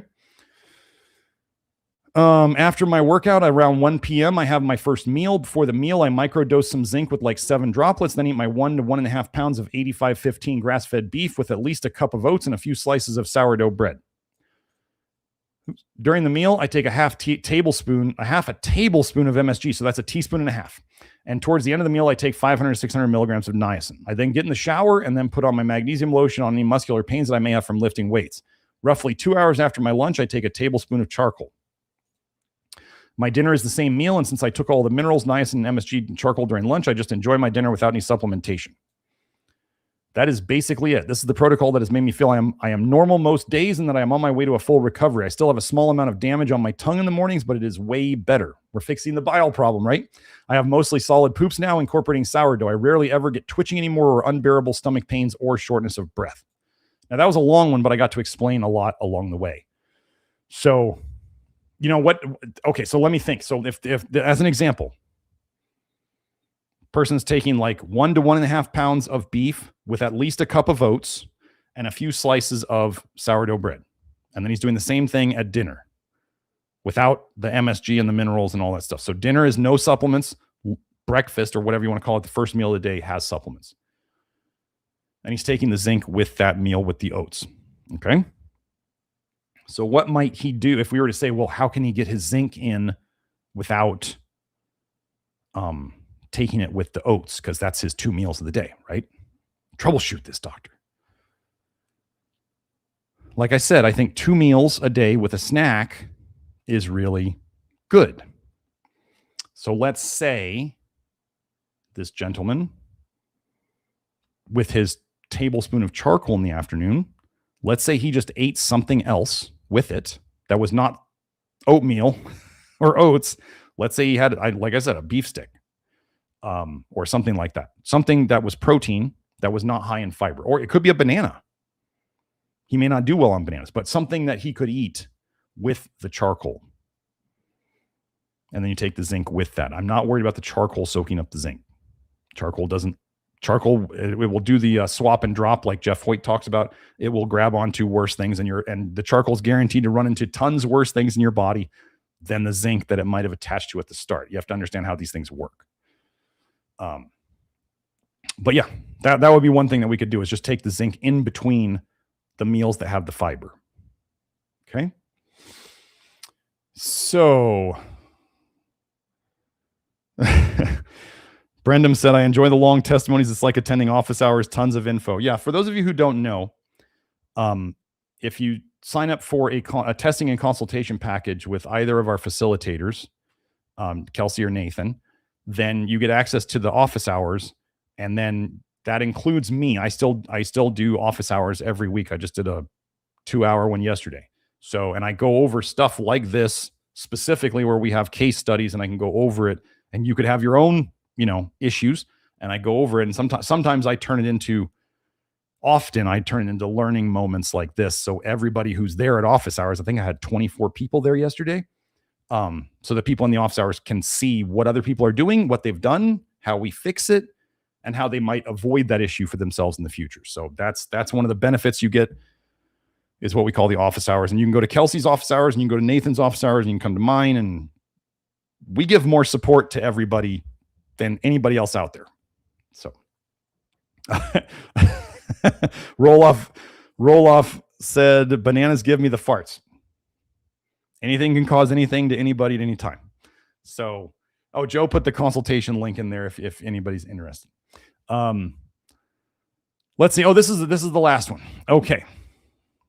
About 6 weeks ago, I went to my eye doctor, and the doctor discovered I needed an injection in my right eye because of blood in the macula. I had 1 injection. Then 3 weeks ago, I heard Dr. Smith talking about taurine and how it helped his mom with an eye issue she had. I thought it was macular, but it was something else. Like, she started taking a powder version of taurine and her eyes got better. When I heard this, I ordered the powdered taurine and started using 3 milligrams or a half teaspoon every morning. I think she means 3 grams. This past Friday, I went to the eye doctor to have another injection. The doctor told me I did not need it and said it's a textbook case testimonial and the eye is in remission. I could tell after 2 weeks of daily using the taurine that my right eye seemed clearer than before. Okay. Folks, I'm going to do a special live stream episode soon about eye stuff.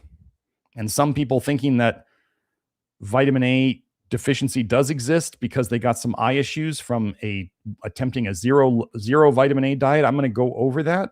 And I'm going to go over it in a nice way and the best way I know how, and to show people that, folks, eye issues are not vitamin A deficiency. Eye issues are protein deficiency and or zinc deficiency and or taurine deficiency.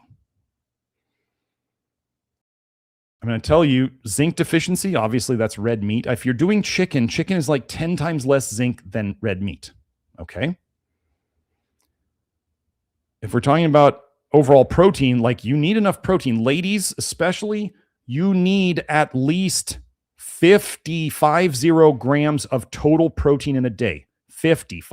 This is what and I don't like the World Health Organization, but they recommend 50 grams of protein a day to prevent protein malnutrition.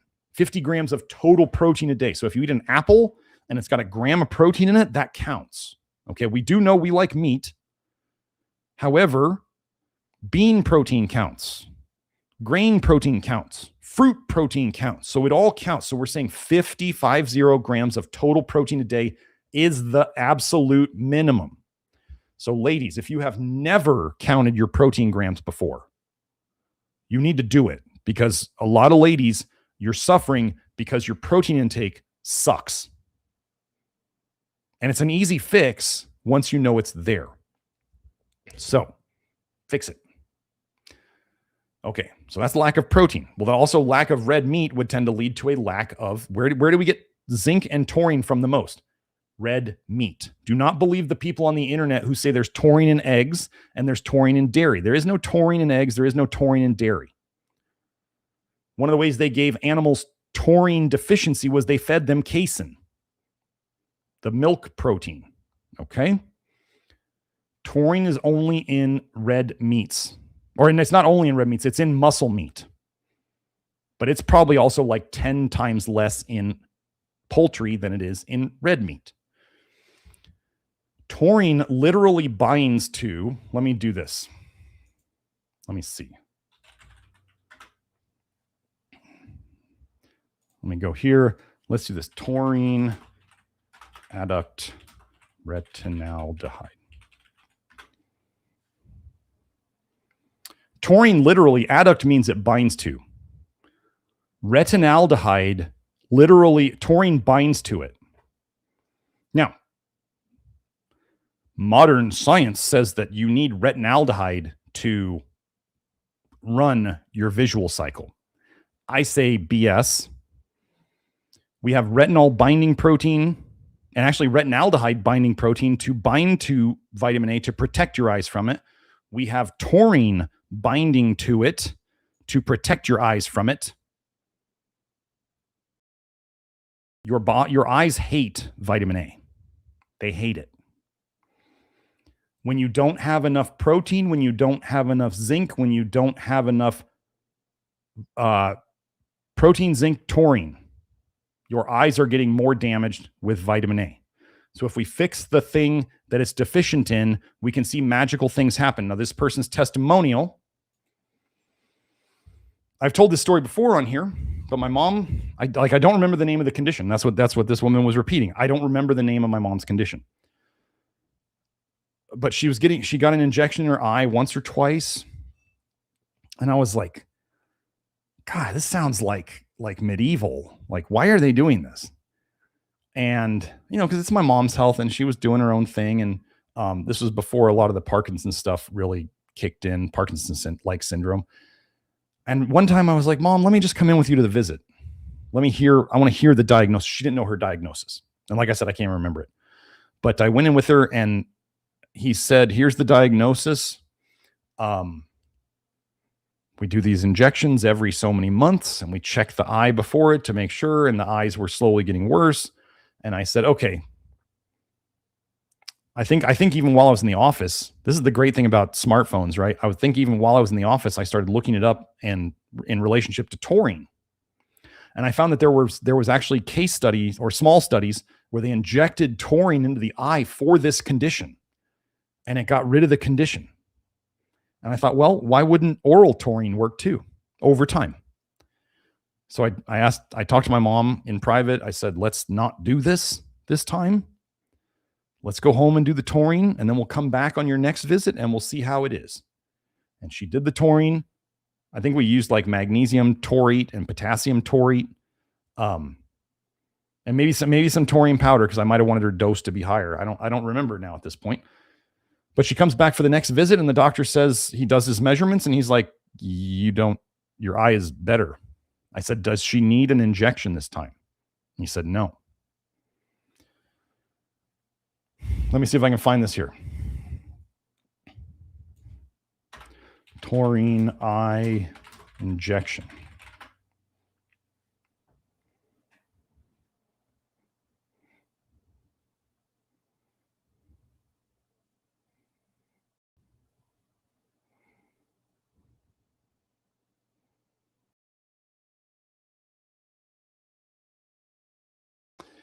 We may not find anything on it, but I remember looking up the exact condition.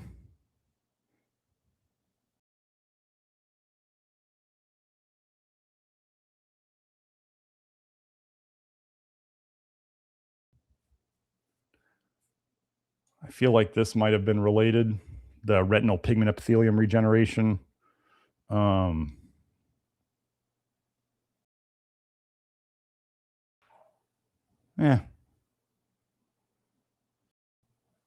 Anyway, I found something back then and we decided to do it and it worked. And my mom has not had to get an injection since. She still takes, I don't know, I think about 500 milligrams to 1,000 milligrams of taurine a day. So, yeah. Oh, yeah, Joe posted the paper. But yeah, I'm going to do a big episode. If you haven't seen, Joe, it might be the episode of vitamin A deficiency doesn't exist. My really old video, I actually show in there that all of the symptoms, that the eye symptoms that are, I show research that are assumed to be vitamin A deficiency can absolutely be attributed in the research to zinc deficiency, protein deficiency, and taurine deficiency. Now, taurine, folks, in your food, if you're going to eat red meat, which if you can, I think you should, taurine is destroyed by cooking, like cooking at high temperatures. So all I'm saying is the lower the temperature or the less you can cook your red meat, the more taurine you will get out of it. Did I say you had to eat raw meat? No. I'm saying, like, so if you were to, let's say, the lower temperature ways of cooking meat, and I'm literally saying these because it's true, boiling or steaming is lower temperature than frying or roasting or grilling or baking. Okay? This is just the way it is. And you can still cook it through, obviously. One of the things we do often here is I'll cook a roast chicken. I'll do a roast chicken and we cook it for 250 degrees for 5 hours. So the oven's only at 250 degrees. It still gets to the whatever temperature that the chicken's fully cooked. It just takes a while, but I'm not cooking it at some crazy high temperature. So there would be less or more taurine in that than in something that was cooked hotter for a shorter period of time. So the things you can do, the lowest temperature cooking, where if you want to cook it fully, the lowest temperature approaches to cooking. And when I say steaming, that would be Instant Pot too. Yes. So boiling, steaming, Instant Pot. Okay.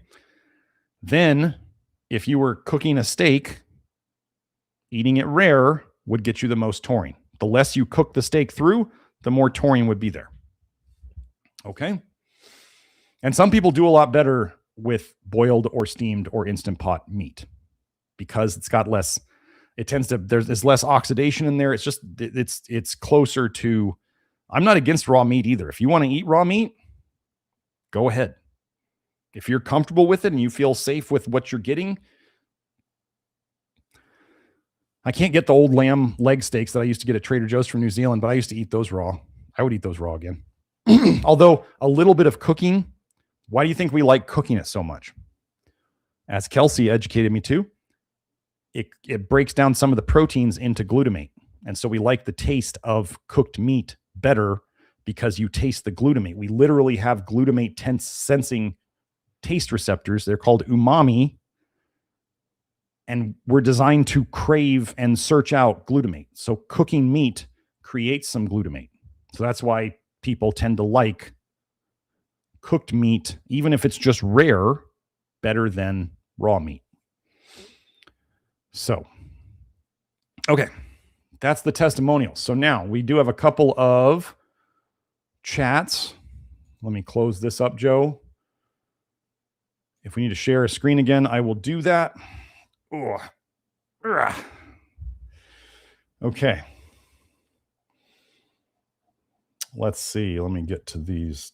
Joe sent me a bunch of messages. Okay, so heterodox agnostics says, been following your stuff rigorously without supplements for 1.5 years. I have dandruff. It won't fix. How to fix? You're on the cutting edge. Much love. Okay, so thank you for that. So two of the biggest things. So I used to have dandruff. Two of the biggest things that we can address. So first of all, anti-dandruff shampoos. What are the active ingredients in anti-dandruff shampoos? Zinc, that's Head and Shoulders, and selenium, that's Selsun Blue.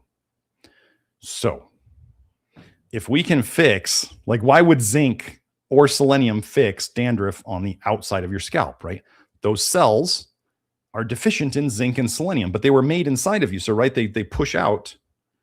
So if you can fill the zinc and selenium inside of you, then the cells as they come out are going to have more zinc and selenium in them.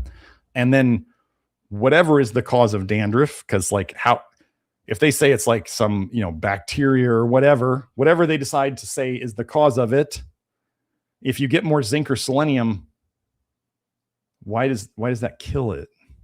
You know what I mean? Or are we changing the terrain? And it's really the terrain that these things grow in that is what makes them grow or not, which is what we talk about a lot. Terrain's not everything, but it's most of it.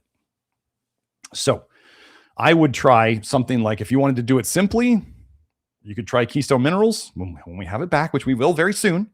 You try Keystone Minerals, or you could get a zinc supplement or a selenium supplement or a molybdenum supplement. You could kind of make your own Keystone Minerals with those, or do a different assortment of the different minerals. You could do more zinc and less selenium or whatever. And you can add them one at a time so you can see if you're sensitive to them as you go. But those would be the things nutritionally, those would be the things I would start with. Eventually, we'll hopefully have a hair spray, as Kelsey calls it, a niacin and glutamate-based hair spray. I have to make some more here. I have all the ingredients. I got to make some more for myself. Or Kelsey said she gave me envelopes full of the mixture, and I may have lost them. So I may have to make my own. But she was like, go make your own if you need to. But I really like it. And actually I use it as, not only is it feeding, the tissues up there, and like this, you don't want to put the zinc niacin salve in your hair. That's not going to, that's a little too thick. And we'll go over that. Anyway, I like the spray, and I use it like before and after when I do the micro needling that I talk about in the hair program. I use that before and after. So I get the hair spray in there with the glutamate and the niacin. And we're working on making that. We are working on a bunch of things. Actually, I got to talk to Kelsey today about the soap manufacturers. We're looking into making niacin soap, so you guys can all use that on your skin. But the niacin would likely be helpful, doing some flush niacin. That helps skin stuff too. And then the zinc and the selenium would for sure. The molybdenum, we just add it to the Keystone Minerals because we consider it a keystone mineral of the three, what if we want to call them micro minerals compared to the macro minerals of like magnesium and potassium and calcium from foods. So that's what we got there. Okay. Heterodox agnostic asks another question. Thank you for the super chats. I think we'll just say heterodox as well. That'll be your name for short. Let me see. Can you eat deer muscle meat hunted in Western Norway? Is the heavy metal thing mostly a problem in the USA? Is it just a problem with organ meats? Well, this would be for any of you guys who are hunters. Actually, I'm working on moving up to Idaho, and I think when I move up to Idaho, I'm definitely going to get some. I'm going to figure out how to obtain hunting knowledge as efficiently as possible, because I think it would be fun. I think it'd be good for me. I think all of us city dwellers, you need to get outside more. Like the whole touch grass, it's not just touch grass. It's like, get your ass outside. And if you're one of the conspiracy, it would not be surprising if many of you here are conspiracy theorists. I want you to think about something. If you actually thought that things were going to collapse, wouldn't you want to have some experience hunting some things? Wouldn't that be a good idea? Whether it was hunting animals or other things to protect yourself. So that'd be a really good idea to learn about, right? I'm a good shooter at the range, but when you get into hiking long distances and sitting around in the cold and being patient while you're waiting for something, like these are all skills that, surfing Instagram on your phone is not going to teach you. So when I was up in Idaho, I saw a sign. I forget where it was. Maybe it was at the grocery store, but it was about the hunting organization up there. And at the bottom, it said, "Make elk hunting great again." And I was like, oh, I got to get into this. I got to, fishing and hunting and all that stuff, I think would be really cool. Not going to give up my weight training, but I think some hunting and fishing trips. My buddy's over in Spokane and he goes fishing all the time. And so I need to get out more. We all need to get outside more and move your ass more. Long, slow movement outside. And somebody told me, if anybody finds this study, somebody said on a comment, I think it was on Instagram, they said that doing stuff outside that is like related to survival, like let's say chopping wood. They said the exercise you get from chopping wood actually increases your testosterone more than doing stuff in the gym, because your brain perceives it as being related to your survival more than the gym is. Like the gym, you're like pushing on a machine, right? Oh, okay. Like I'm just going to do my 8 reps. There's no connection to your reality in terms of like survival. Unless you're like bench pressing to your neck and you're going to die because you're doing something stupid in the gym. Then there could be that. Or you put too much weight on your back in a squat and you're freaking out because it's literally going to crush you. Don't do those things. But anyway, regarding the deer meat, I would check, like here, I know in the US, you could check with like the Fish and Game department for any alerts in your area about stuff in the game. Like if they were like, oh, we've been finding a lot of this toxin in the deer around here. Well, then probably don't want to eat that. Or they might even have a warning of don't eat the deer right now because we're finding a lot of this in it. So first check for any like legit warnings about it. I would be doing searches on like venison or deer meat, whatever, in Norwegian there, in the language of the area. I'd be just doing a lot of searches. Muscle meat is generally the lowest toxicity food on an animal. So wherever you're getting the animal from, muscle meat is generally the lowest toxicity. I believe there's a purpose to this, because as wild animals, if you lose your ability to move, you're dead. You're basically toast. So what would the body do to try to protect your ability to move? Well, it would keep the toxins out of your muscles, right? So the body's always trying to pick the slow death over the quick death. If you can't move, you can't find food and you can't avoid predators or things that would attack you. So it's really, really important to be able to move. And then you might put the toxins elsewhere, spread them out among the other organs. Yes, it is the slow death, but it avoids the quick death. So I think that's why the muscle doesn't tend to accumulate a lot of toxicity. And it's possible that the contractions of the muscles push it out. They move the lymph and they get things moving out better, and they have better blood flow. So I think I would just do what research you could about the toxicity of the venison in your region.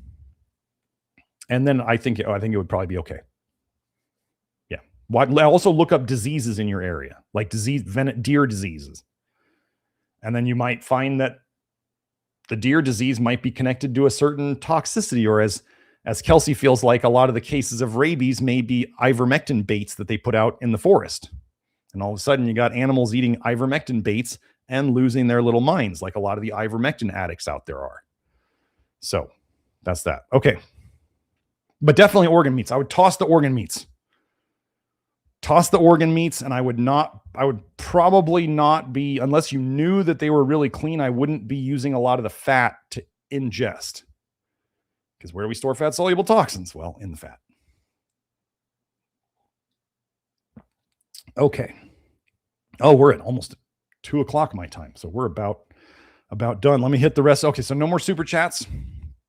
I'm going to hit the rest of the super chats that we have here, and then we'll wrap it up. I forgot to turn on I think the heater is maybe on a little bit too much. I'm sweating a little bit here. Okay. Fernando Espin says, Yo, G unit, can a liver bioregulator sorry, thank you for the 2 super chats, heterodox. Can a liver bioregulator / peptide help with detox and liver regeneration? By the way, the hair is looking fiery. You're looking younger and healthier. Well, I also started that Reviv mouthguard that I mentioned earlier. So the hair's coming along. It's where we keep working on it. It's always a work in progress. You guys, if you want to get your hair back like naturally and not use the things that are basically pharmaceutically castrating you, that's what the hair program is. The hair regenesis blueprint, you can go find it. Just look for that website, or we also send it out in the newsletter. Anyway, it's not easy. Nothing we do here is easy. It's simple. It's not easy. And it requires effort and work and consistency. So it fits into that. But anyway, thank you very much for that, Fernando.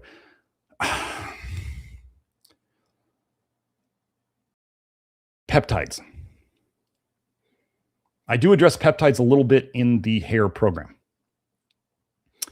because in the hair program, we are actually literally causing damage, and healing from that damage faster could accelerate the process. It's mentioned as very optional in the program. The issue with peptides is, well, first of all, if you're doing a liver bioregulator / peptide, is it fixing the root cause? Is the liver problem that somebody has caused by a lack of this peptide? Probably not. Could putting in the peptide make things run a little faster? Sure. But you got to understand, like, milk thistle makes liver tests look better. And over time, milk thistle literally makes your liver less healthy. So it seems that, like, artificially speeding things up can cause a problem. Now, I have no idea about, the thing about peptides is it doesn't seem like there's a lot of long-term research on them.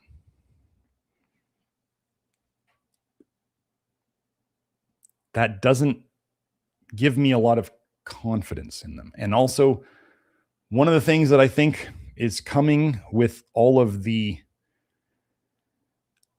whether you want to call it end times or whatever, is the signs and wonders, or the something for nothing. And what are we hearing about that they're saying is going to come in medicine?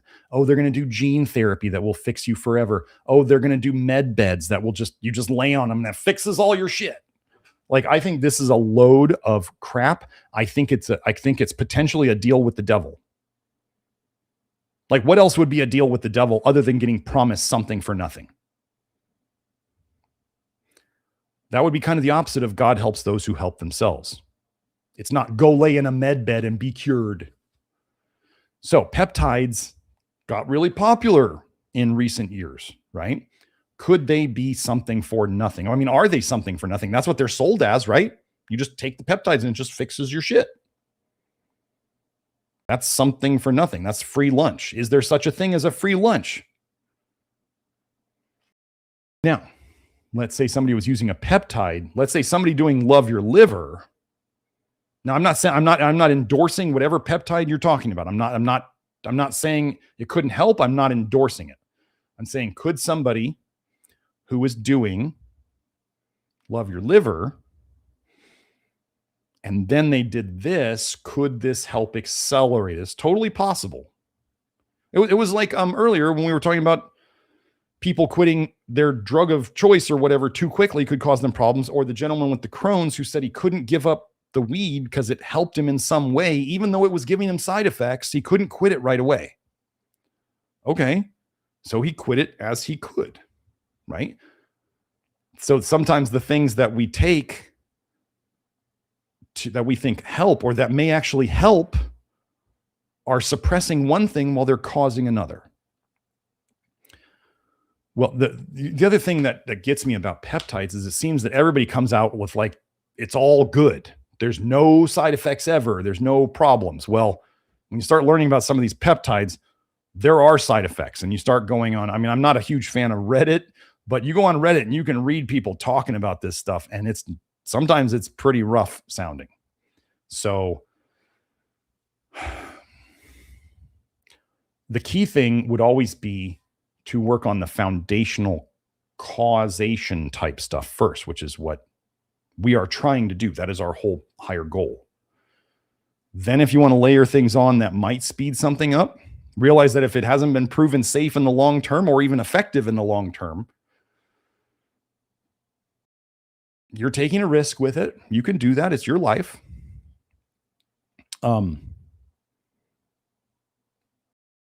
But yeah, peptides, it's the one thing I do want to say is I generally don't suggest, if you're going to mess with them, don't mess with the oral stuff. I'm not even so sure I'd mess with the nasal stuff. I would, if I was going to mess with them, I would do injections. I would not mess around with anything else. If I was going to do it, like, give it to me straight. Like, if you don't half-ass it, whole-ass it. And make sure you get your dosage right if you're going to do that. So I think they could have a place. The more we see if they are getting shut down, that's one thing. So here's the two places that it's going to go, right?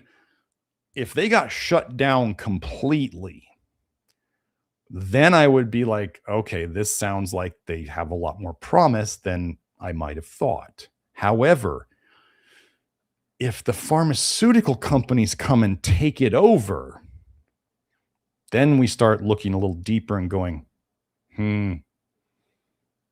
pharmaceutical companies don't want to fix anybody. So if these actually fix people, they wouldn't want it, right? So that's the thing about it. So we got to watch where it's coming from. I mean, who do you think's making the peptides, right? The companies making the peptides are probably pharmaceutically linked companies over in India and China. I mean, guys, I can't believe people are like, oh, little pharma. Oh, they make the ivermectin and all the other stuff that's like the generics. Folks, you know how the big companies own almost all the small food, the big food companies own almost all the small food companies? Do you seriously think that the big pharma companies don't literally own all the little subsidiary generic companies across the ocean? Do you literally think that that's not true?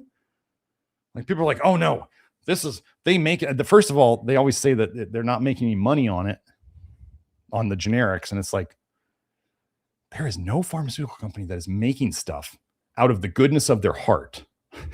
They're pharmaceutical companies. FFS, you know? They're bloodsuckers. If they were making something and losing money on it, they're doing it for a very devious reason. Sometimes, you know, they have like loss leaders. Oh, well, let's take a hit on this, get people sick, so then we can sell them this. Actually, I want to say something about this. There's a big war out there in the alternative community about, like, they're taking on supplements and vitamins don't exist. And then there's the periodic table doesn't exist. There's literally people out there who are like, the periodic table elements don't exist. And that some of these things, like some of the periodic table elements, are literally, they only exist in a lab. And the dumbassery is getting out of control to the point where what would they love to do to you folks? Their goal is to confuse you. I'm on a rant today, aren't I? Their goal is to confuse you. So if they make it so, okay, so what do they start saying? And a lot of these people who start saying that, terrain is everything and vitamins don't exist and all this doesn't exist and the periodic table doesn't exist and da da da. Okay. They don't usually give solutions to the problem. They just say all this stuff is witchcraft and phony and fraud and doesn't exist, and they don't give you any solutions. So if people believe this, then they're left with, okay, farm is bad. Okay. Then they start going, okay, supplements are bad. Okay. Vitamins don't exist. The periodic table doesn't exist. Do you realize they're trying to drive you insane? Because then all of a sudden you go, what am I going to, I feel bad. You have people, I have cancer. I have an autoimmune disease. I have this problem. I have this problem. Well, now I can't use medications. I can't use supplements. I can't use minerals. I can't do this. One of the articles I saw literally said rest and spring water.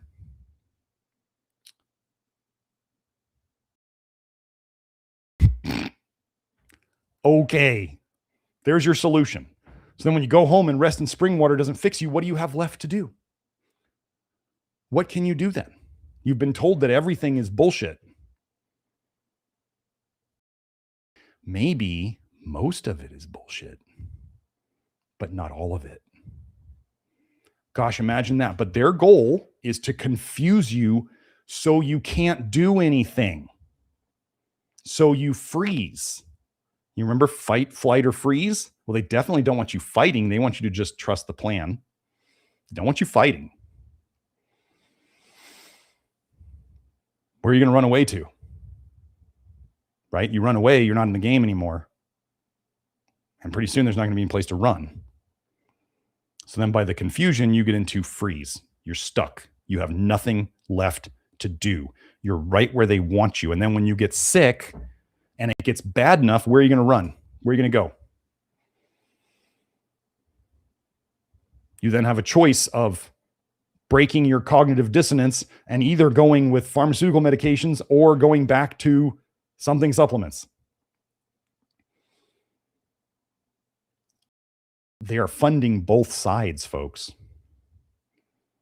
When you start seeing people saying that all of supplement is bullshit and all of nutrition is bullshit and the elements in the periodic table don't exist, and they're not giving a way out, and if you start to look into these people and you go, what does this person do for a living? How are they living? How are they making their money? And it doesn't seem like they have a good income stream. They're controlled. They're funded. When you start to learn about the old Soviet Union and Putin and how, well, even Putin was funding both sides of all the issues, so he could confuse everyone. They're doing it all over the place. Hallucinogens are good for you. Weed stores are everywhere. Kratom is everywhere.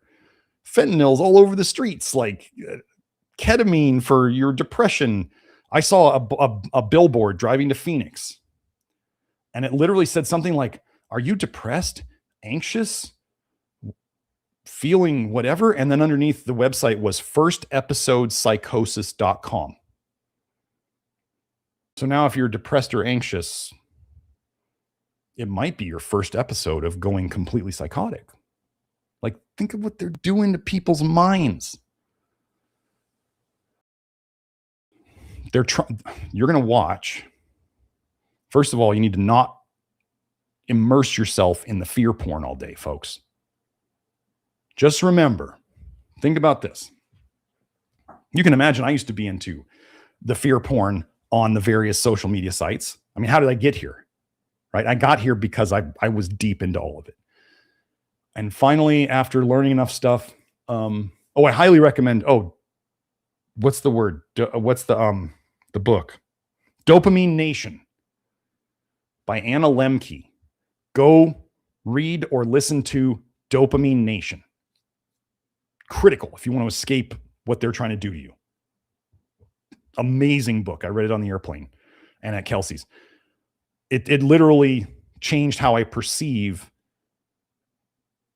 my bad habits of the past, some of the bad habits I still have, my perception of why I'm doing them, and how they're making my life worse as I do them more.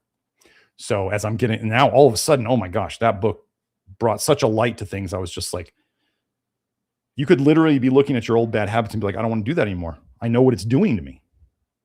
And you just, that works for me though. When I change my perception of something, I can literally just go, I'm not going to do that anymore. So Dopamine Nation by Anna Lemke. Joe, you can find it on Amazon if you want to give the link. So, but it's not critical. Dopamine Nation. I left the copy of my book at Kelsey's. I was like, you should read this. And she was like, I got credits on Kindle. I'll probably get the audio version. And I'm like, I don't care. Give me the book back if you don't want it. I'll take it back because I want other people to read this.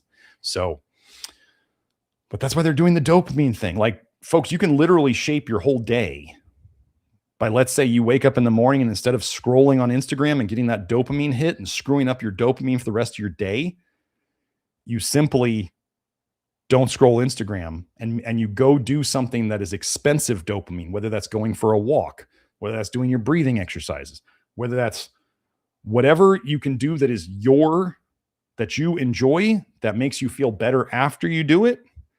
That's effort. That's expensive. And it might even be a little uncomfortable. There's a whole thing in there about the pain and pleasure of dopamine. And we can actually literally use discomfort, like let's say lifting weights, to give us pleasure later with the dopamine. Or why do you think people do ice plunges? Because it's uncomfortable and then it gives them dopamine later. That's why they call it expensive dopamine. You got to suffer a little bit for it. The O2 trainer, that thing is like expensive dopamine for me. I love that thing. Yeah, there's the book, Dopamine Nation, Finding Balance in the Age of Indulgence. Highly, highly recommended. And she goes over case studies and all these examples. And even she goes over her addiction for a period of time to like romance novels, which then turned into erotica novels, right? These things tend to get worse over time, stronger. So yeah, I don't know. But back to the original thing before I went on my rant. I don't know. Peptides are a I can't say that name. Bon Joking Night. Said great rant. Yeah, I'm kind of on it today. I'm kind of all going over the tangents and all that stuff. But I worry about the peptides being something for nothing, which means there is a price to pay. I worry about them being all these things that claim to fix everything with no work on your part. It sounds like a deal with the devil to me. I don't think med beds are ever coming out, or if they do, there's a deal with the devil that you have to have. Anyway. And so the conspiracy theory stuff, the fear porn. I used to be the type where I was looking at it and they'd be like, you guys who are into this know, they'll be like, oh, February 8th, there's going to be this, and you should fill up your gas tank, and you should tell your family, you should be all ready and get your water, and because it's all coming on February 8th, man. And then February 8th comes, and nothing happens again. And you follow this person again, they're like, oh, March 5th is the day. And nothing happens again. And they've got you with a carrot on the stick, and you keep following. And you're like, oh, I'll just get to bite the carrot this time. Whether or not they're doing it because they have controlled information, or whether they're doing it just because they are social media attention whores, doesn't really matter. I want you to think back to this is what I had to do. I thought back to all the times that I thought, oh, this date, something's going to happen. Oh, this date, something going to happen. Oh, this date, something to happen. I went, nothing's going to happen. Has my life literally changed for the better since I've been watching all these jokers? Have they ever been right? No. I think most of the stuff, none of this stuff is not going to come on all at once. It's going to come on. It's the slow eating away at us. That's what they're doing. Because big events can have big reactions, right? Little events people don't have time to get out of their day-to-day work to go stop this from happening. So anyway, yeah, that's what I got. So let's get to the last. Heterodox had one more super chat. Is -5 nearsightedness reversible in your early 20s? Okay, does anybody remember? Actually, the same gentleman who did his wife's gallbladder testimonial, he put something into the network. I forget. It's a gentleman who is working on fixing eyesight. Does anybody remember that program? If you're in the chat, it's like they were working on different. They were actually going down in prescription, if you know what I mean. They were like making the prescriptions less and less over time. I think eyesight can be fixed. If anybody remembers the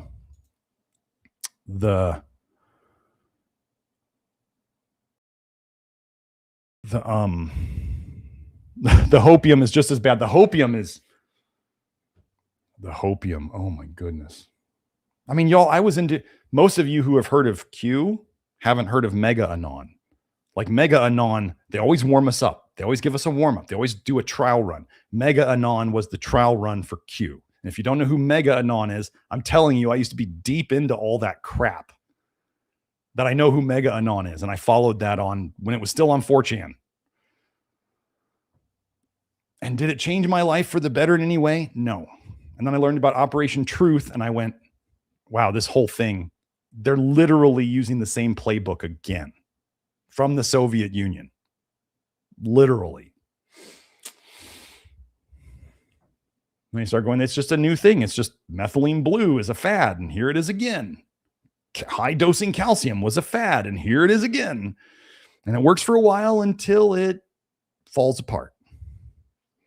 One thing I thought that was potentially positive was I was reading on Substack the other day an article about how the more AI is trained on, or the more AI takes in and digests AI created information, it actually will eventually collapse on itself because it stops getting new information to put into its output. So the more AI gets AI information, it's like the more people start to live in the cities, the less survivable they get when they leave the cities, because they're learning from city stuff, and they never touch grass, they never walk on dirt, they never go in the mud, they never climb trees, and so all of a sudden, they only know what's in a city. And so when anything comes in to disrupt that, or eventually you have people in the city who are like so dumb, like this is an example of AI training itself on AI. City people then start going, why do I care about farmers? Food just shows up in the store. Like they literally become that dumb. This is what AI hopefully can do to itself. I'm hoping AI can absolutely ruin itself. That's my hope, is that AI is training itself on itself eventually. And then it starts hallucinating, and then it starts making stuff up because it doesn't have any new stuff to feed into it because it's all just AI slop. And we can hope and pray that it all just ruins itself by training itself on AI slop. Just remember, even with AI making these new songs where they're like taking songs and then converting it into jazz or whatever, it still had to have an original song to do that. If it doesn't have original songs and it's training itself on itself, it makes garbage eventually. So that's a hope. That's a true hope, is that AI will eat itself. Okay.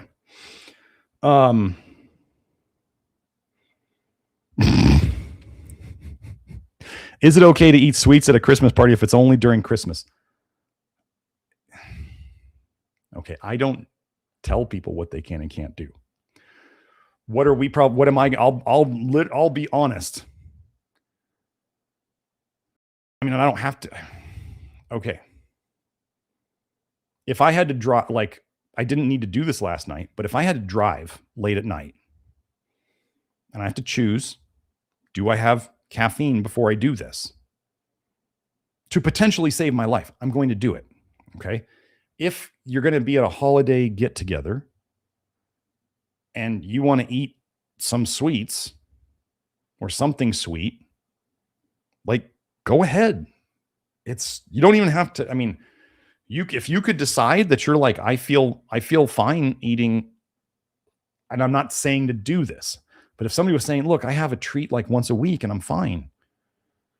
I feel like I do better through my week by having that like blowing off steam moment. Fine, go ahead. Be real careful doing that with alcohol.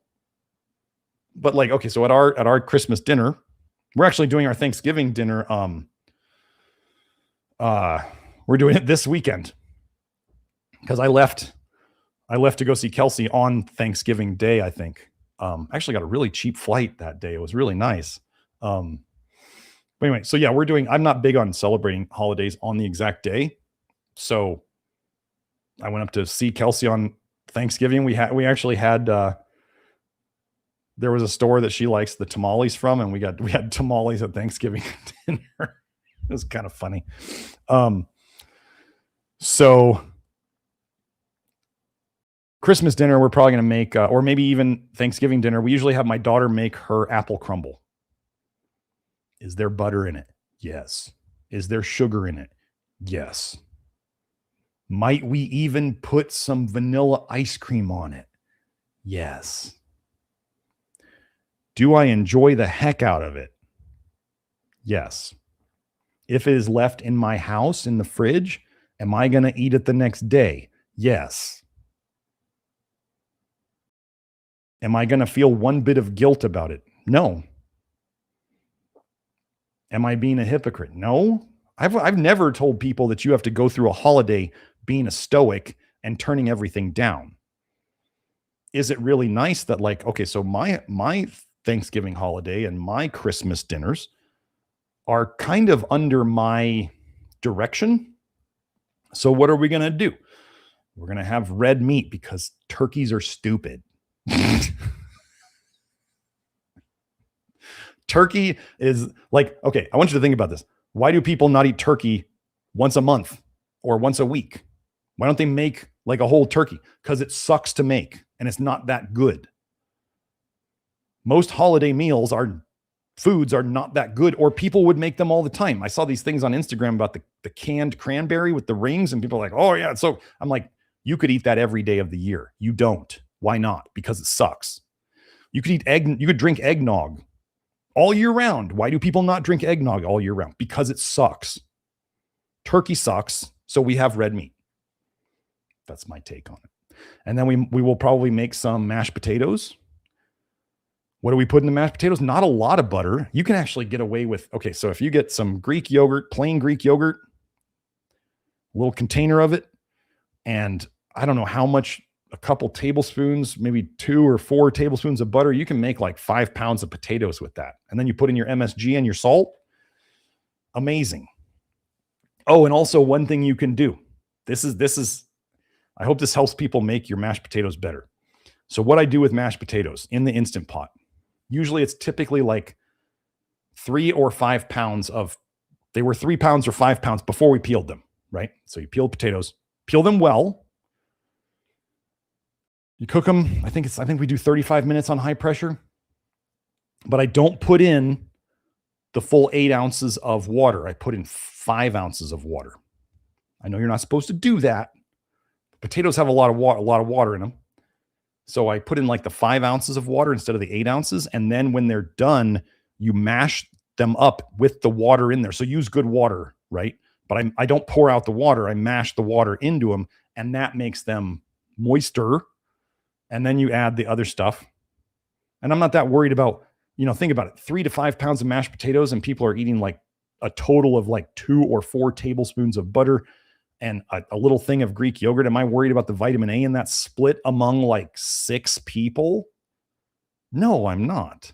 Am I worried about the butter and the apple crumble split among 6 people? Like, I'm not. It's one day. But still, we're not eating sweet potatoes. We're not eating other high vitamin A stuff. We're not having a bunch of dairy stuff. We're not having a bunch of egg stuff. We're not having liver pate or nasty crap like that. Yeah, so somebody said, going for a more LYL friendly prime rib this Christmas. Yeah, that's what we do. I found that the kids really liked it one year. I found a recipe, or 2 years. They actually asked for it the next year. I found a brisket recipe of apple. It was apple juice to cook the brisket in. And it was really good. And always remember, if you make something like an apple juice brisket, what I suggest doing is take it out and cut it and then put it back in the juice so all the pieces get to soak it back up and then serve it. I like doing that. And now think about this. How much better are your holiday meals going to be with MSG in them? Seriously. And it helps your digestion. MSG literally helps your digestion. So you will come out of the meals feeling less bad. Okay. Okay.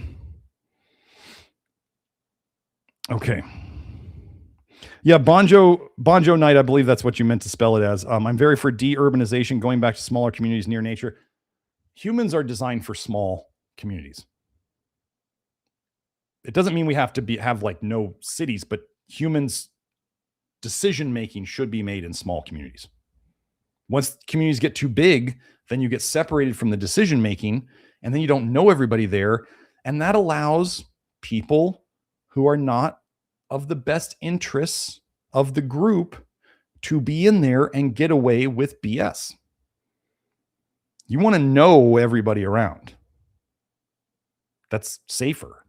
And when you have people from other groups and other communities coming into your communities and they don't care about your community, then you have problems.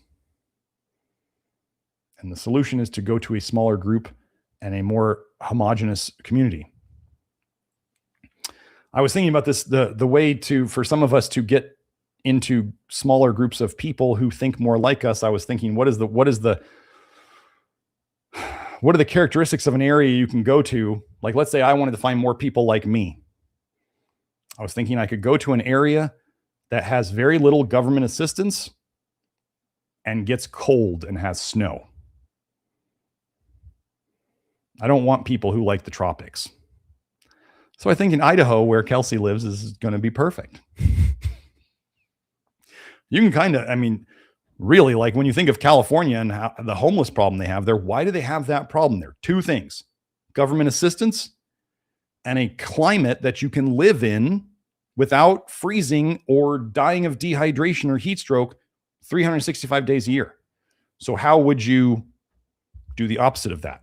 Go somewhere where there's less government assistance or very little government assistance, and where the temperature is an extreme. So if you're thinking of moving for certain reasons, that's one way you could go. Okay. Collis of Quonos asks, where can I find the ratios to use for the super salt recipe? I believe, Joe, you can correct me on this, but I believe it is a pinned comment on the original MSG episode. Somebody also posted it in the Love Your Liver program just a second ago. Kelsey and I were discussing just this last weekend about some thoughts I had on improving it further, and then us making it available to people so you don't have to buy like 3, 4, 5, 6 ingredients to do it. Well, I'm going to give you, I don't know what Kelsey did in her recipe, but I'm going to give you the way that I would put it together. The original 50-50 salt recipe: 8 ounces of good clean salt, 8 ounces of potassium chloride powder, 1/4 of a teaspoon of cream of tartar, which is potassium bitartrate. Don't leave that out. Okay? That's the basic 50-50 salt recipe. If you want to make the super salt, now, normally what the suggested, if you like MSG a lot, then typically the ratio would be 4-to-1 salt to MSG. So if you did 8 ounces of salt, then you do 2 ounces of MSG to that mixture. That would be the 4-to-1. If you wanted it to be 4-to-1 to the whole sodium chloride and potassium chloride, right, that would be 16 ounces total. 4-to-1 would then be 4 ounces of MSG. You can just add the MSG to it to your taste, but like people who, this is what we found on the internet. 4-to-1 is for people who really like MSG. Of typically salt, sodium salt to MSG. 4 parts sodium salt to 1 part MSG. Oh, Joe put up the link, the Google Drive link to the recipe. Now, then you have also, for people who are not so keen on MSG, or let's say they're worried about their health because they're scared of MSG. I remember there was an article I was reading this weekend where they were saying that glutamate was a cytotoxic neurotransmitter, like toxic to cells. And I'm just like, can y'all get things any more backwards than you already do? Like, the most abundant neurotransmitter in the body is innately toxic to your cells. That is the stupidest crap I've ever heard. And then we have a taste for it. We crave it. We search it out, which is why we eat so much American shit junk food, because what has it? Wheat and cheese and tomatoes and beef. What do most fast food companies sell you in different packaging? Wheat and cheese and beef and tomatoes.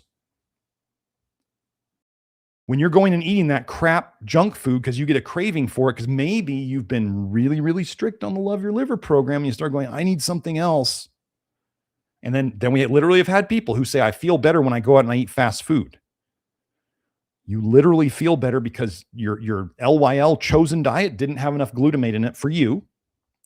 And you eventually wanted glutamate, and your body said, I know where to get it. Go to Taco Bell or whatever, the In-N-Out or whatever the stuff is you want. And you go and you get it and you're like, oh, I feel better. There's a guy on Twitter who said his digestion gets better when he eats McDonald's. And I'm like, you need glutamate. So what can we do now? We just add glutamate to our food and it's problem solved. Oh, yeah. You could, okay. So about the crystal size. Yes, there can be an issue with the crystal size of, like, let's say you're getting kosher salt, which is a big, or salt crystals, whatever you want to call it. And then you're getting potassium chloride, which is pretty small crystals. And then you're getting MSG, which is like the needle. It's more like small needle shaped crystals. And then the cream of tartar is like a powder. It's literally like a white powder. What you can do with that is you could put it into a blender and blend it till it's finer. So it's all finer. That's one option, but then you have a pretty fine salt. It's not like the big kosher salt crystals. So, but that's one way you could make it more uniform. And that if we ever come up with something like that, we're going to do something like that. We're going to try to find a salt and a potassium chloride and the cream of tartar, and then the MSG that we can get them about the same. It's called mesh size. So which size mesh it would fall through, right? Or not fall through. Then we're trying to find the stuff that would all be a similar size. So when it is mixed, it stays mixed. So yeah. And you can always just do something like I do, which is where we have 50-50 salt around, or it's just regular salt, whatever you're using. And then I actually have a popcorn shaker that is just MSG. So you could like season your food however you want it, or if somebody else has it seasoned however they want it, and they want some MSG on it, or you want to add some MSG to yours. I just do the MSG because I purposely try to put a lot on. I don't measure it out in a day. I have literally like a popcorn salt shaker, the one with the shaker that's like that big. So then I don't have to worry whatever somebody salted it with or whatever. I can just do MSG separately. So that's what I do. And we have the super salt around too. And sometimes I'm just like, well, I'll add some MSG on top of that. My body likes MSG. That's why as I mentioned in the MSG episode, I was having cravings for like cheese and tomatoes and wheat on occasion. And sometimes I'd often have those together. When I decided to go off the reservation, I'd have them together. And I used to actually literally wonder, like, why do I need this why do I feel like I need it every so often? And then as soon as I added the MSG to my program, I was like, oh, that's exactly what it was. It was glutamate. Somebody's going to tell me that that's toxic for me. Okay. It's fun slaying all these sacred cows. It's kind of fun. So let's see. Okay. Yeah, I think, so heterodox. I don't know if you're in the Love Your Liver program. I forget the guy's name.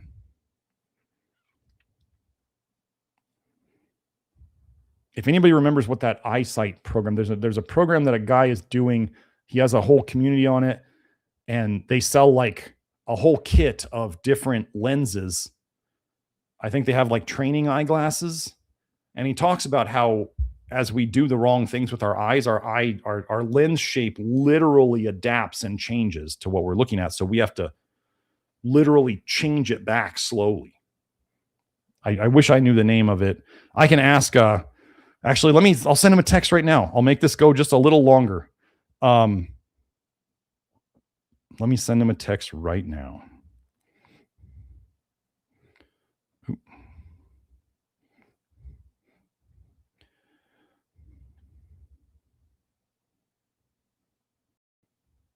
Okay, so I'll talk for a little longer while I see if I can get a response from him.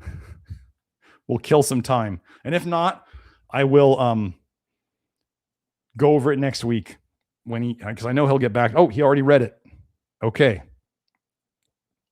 Give me 1 sec. I'm sure he's typing it up right now. Back to 2020. Let me see if I can find a link.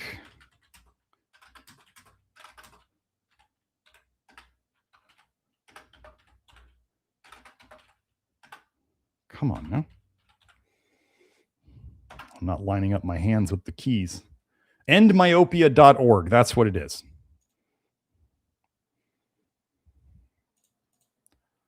Okay, let me share my screen, Joe. Wait. Here we go.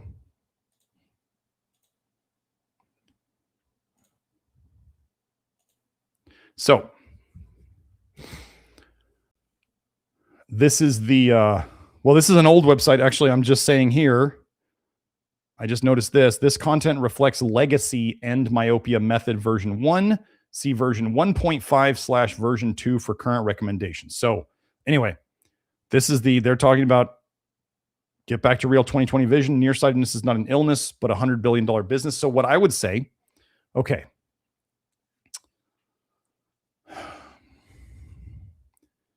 This is going to be an interesting thing that I'm going to talk a lot about with the Reviv mouthguard and other things like this. So toxicity can literally change the function of things in your body, whether it's your eyes, whether it's your skull shape, whether it's all these things. Like Kelsey had hypermobility, like EDS symptoms. She literally had diagnosable symptoms of EDS, and she's working on the stuff. And the tests of like hypermobility, where you like try to bend your fingers back and all that stuff, they're all gone. So she is not diagnosably hypermobile anymore. So we fix that by fixing toxicity and deficiencies. Okay. So what I'm saying, you guys have heard me say this before. I talked about this on the Rhonda episode. Toxicity can cause your body to stop functioning or function less correctly, or to stop functioning correctly. Kind of like if you got in a car accident and you broke your back, you're going to literally have to learn how and teach your nervous system how to walk again, assuming you could. You have to teach it again. Original Strength at originalstrength.net, they are actually trying to restore your physical software in movement by taking you back to movements that babies do. And I highly recommend it.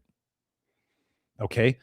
The myonozzle that Rhonda was talking about, like people's throat, their tongue muscles stop functioning right and it gets floppy. The myonozzle is literally the same as a nipple that a child would breastfeed on. It's like design, it's the same function, and it gets your tongue to do the same thing. So we're retraining your tongue. So we may have to retrain your eyes if they're toxic and they literally change shape. If toxicity, I found a paper the other day about copper causing cleft lip in, I forget if it was mice or rats. So now we have vitamin A can cause cleft lip and cleft palate, which changes your whole skull shape. Copper can cause cleft lip. Chewing soft foods means your jaw doesn't develop right and your jaw muscles don't develop right. Like we have all these things that could potentially change stuff, right?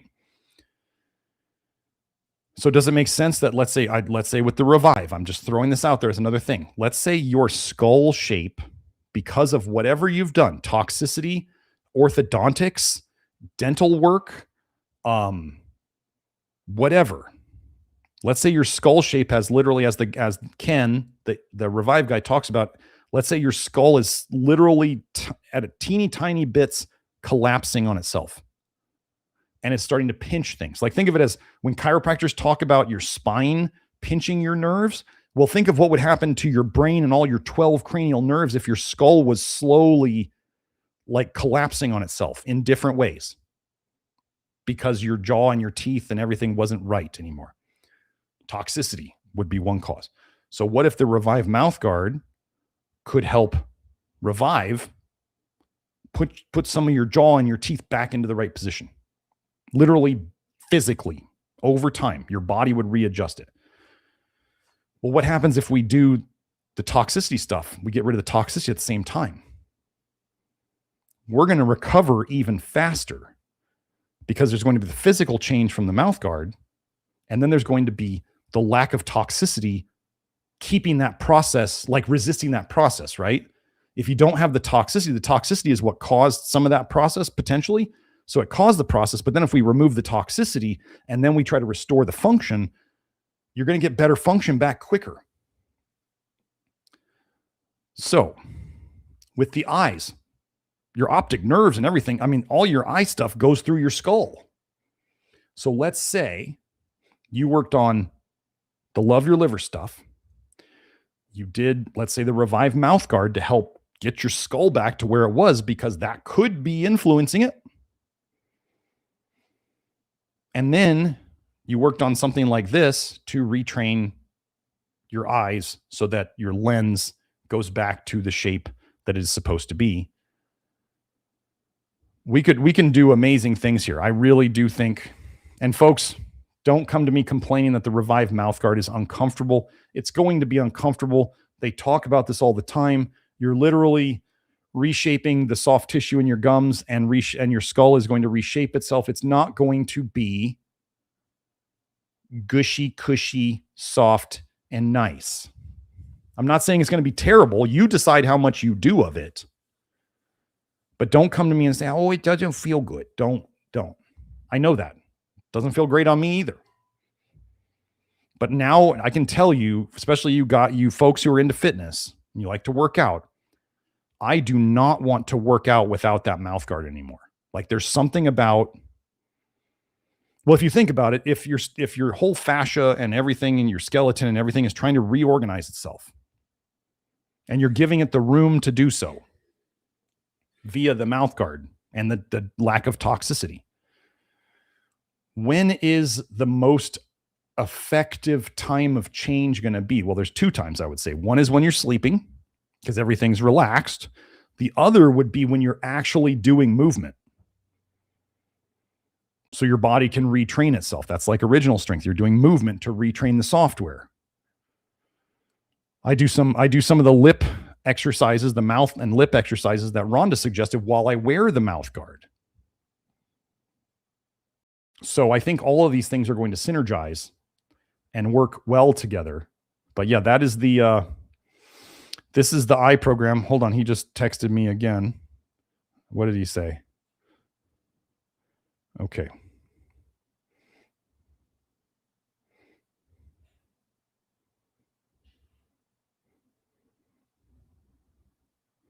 Okay. Okay. So this is what he said about it. He said, full disclosure, my progress in that program has stalled because I'm not following his advice. A big part of how he believes myopia can be reversed is by changing daily habits and not having prolonged sessions on screens without breaks. I work from a desk and I'm just not good about getting outside and looking into the distance like he says needs to happen to get better. Still have had some progress and intend to try and change some of my daily workflow to further improve, but kind of stalled out as I just need to be in front of the computer a lot. So he's taking responsibility. He still has made progress. Okay.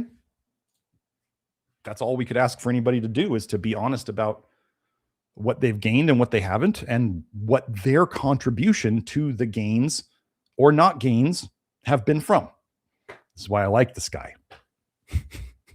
He's honest and he puts in the work, right? So yeah, that's something you could do. It's like the hair program.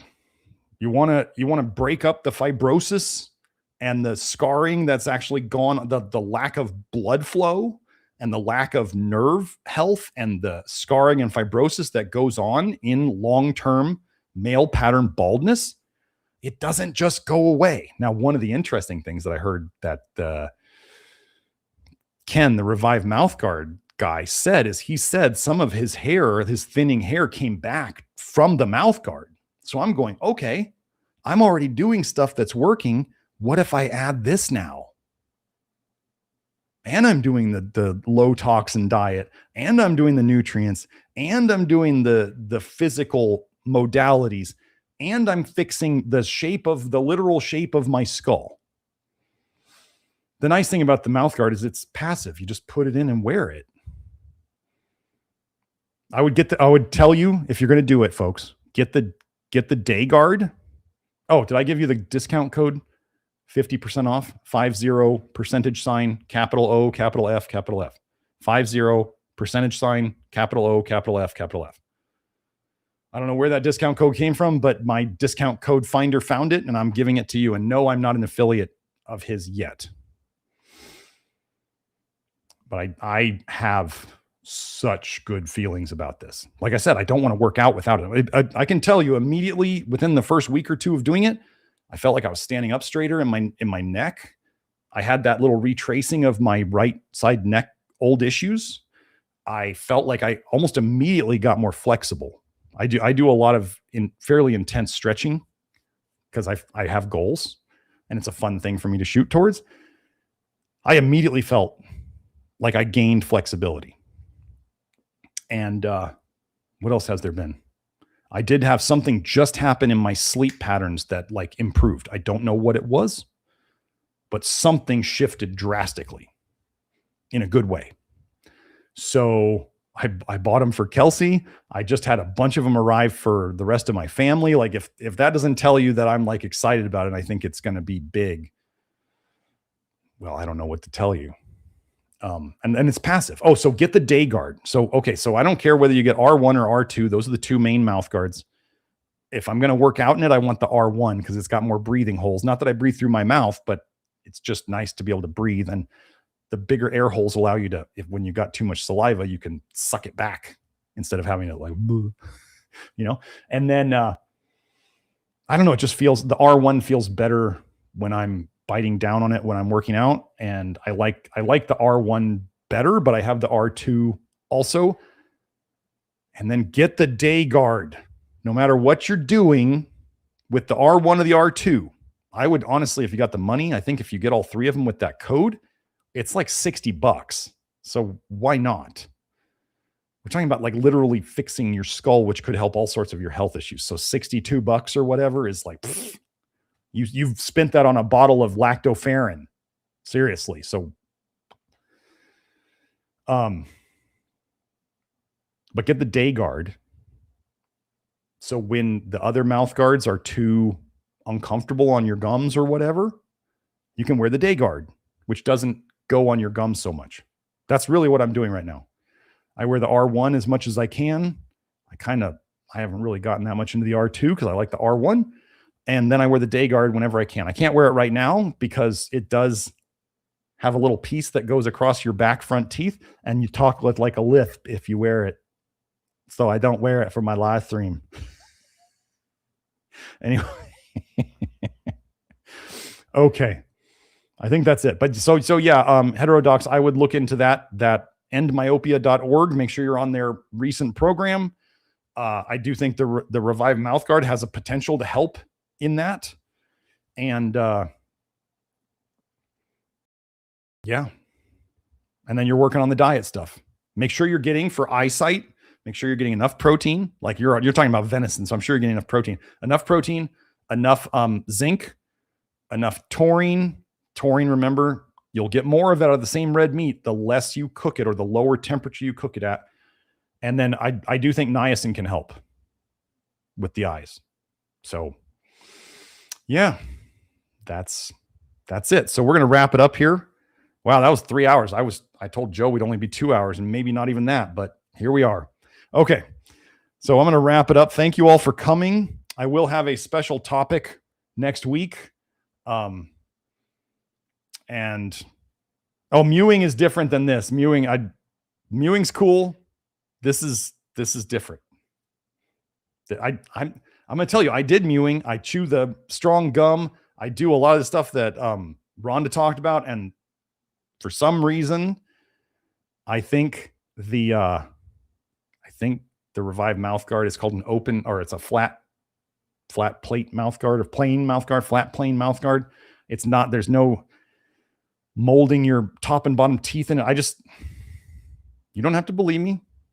You can see me later. I talked about a couple episodes ago where I started using it just so we could market. And I think there's something to it. So I'll be wearing it during my workout later today. Okay. Yeah, that's what I got. So thank you for coming. Joe's doing the links right now. We got the past live streams. So if you want to find our past live streams, you can go here on YouTube, look under the live tab or the videos tab. So sometimes if the live streams normally go into the live tab, but if they're not there, they're on the videos tab. And if there's one episode that's not on the videos tab, you can always find that on Rumble. So our Rumble channel is there. That is where all of our unedited videos, sometimes we have to edit videos, take them down and put them back up because we know that I said a naughty word that is not naughty words, or naughty words, that naughty word or naughty words that are not allowed here. So we have to take them down and take those naughty words out and then put them back up. So anyway, but if all the unedited stuff is on Rumble, this is my Substack, drgarrettsmith.substack.com. I'm going to be we're going to be doing a big push here soon, folks. So you can expect more stuff, more like scientific article stuff on my Substack. It'll also be on the blog on our website too. So we'll be putting stuff both places.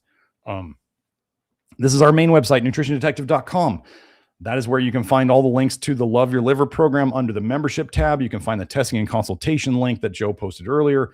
You can find our supplements in the normal shop. You can find the VIP store.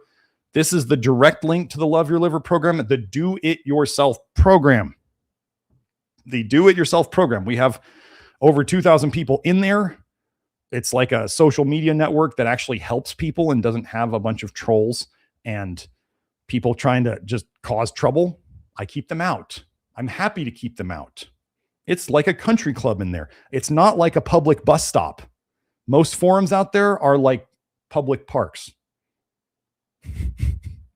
The Love Your Liver program is like a country club, and I keep it that way. So facebook.com, this is where we're going to be doing more on this site. We haven't done a lot on it yet, but the.real nutrition detective, there's that. And then there's x.com, NutriDetect, NutriDetect. Yes. And I may be getting more active there soon. I'm so tired of Twitter. Episodes 53 and 71, the basics of toxic bile paradigm. This is where, if you want to learn more about the bile stuff that I talk about here, that's where you can go. Hopefully Beth Martins and I will be doing a special episode of the live stream soon to do it again, to rehash and reorganize the toxic bile paradigm in one video. And then, the duration paradox. Well, Joe, I don't remember us talking about this. Anyway, the duration paradox, real quick, is when cell studies look good on something, and in real people, it sucks. This is lots of supplements, especially non-essential supplements. This is also where people take something short-term and they feel amazing, and that's when they write all their testimonials. And then if you were to ask them, are you still taking it 6 months or a year later? And they say, no, I felt like crap on that stuff. It totally turned on me. So that's the duration paradox. That's something you should know about and avoid. So stop quoting cell studies. Look at real data in real people. Long term. That's my GLASP abstracts of highlighted abstracts of studies covered, or highlighted full papers of studies covered. So if you go to that link down there, yeah, you got to type in all that stuff. You're on my GLASP page, and you could search for any term in their little search thing. And if I've highlighted that word, or if it's in one of the links I cited, you can see what I highlighted in that. So what I show on my topic live streams, you can go and find those highlights directly for any topic you want to look at. Okay. What else do we have? Instagram, the.real nutrition detective. If you guys haven't seen lately, stuff has come out from Meta, who owns Facebook and Instagram, saying they knew that Instagram especially is like a literal drug to people, like an addictive drug. So especially with their algorithm, if you start getting onto that fear porn algorithm, you know they give you more and more and more and more of it. Instagram will give you more and more of things that you might have taken a second look at and you didn't really like, but then they feed you more of that, right? They're just trying to hook you any way they can. Actually, Kelsey told me that sometimes on like the real rage bait posts, where let's say they're pitting men and women against each other. Like, first of all, folks, if you're out there watching social media stuff, man hating all day, and guys, if you're out there being like bitter red pill dudes all day, they got you. They've got you exactly where they want you. Infertility, psyop, and everything. They want the biggest division they could make among everybody would be to get the men and women to dislike each other. Everybody's like, well, men don't do this. Well, women don't do this. Well, like, shut up. Like, if men and women don't work together, nothing happens. It all ends. It doesn't matter what you think about homosexuality or whatever. If you can't even get heterosexual men and heterosexual women to come together, they're toast too. Okay. So stop with the male and female divisive stuff. I don't care about all your trauma and all that other stuff. If you don't want to help it, at least don't pour gasoline on the fire. Stop it.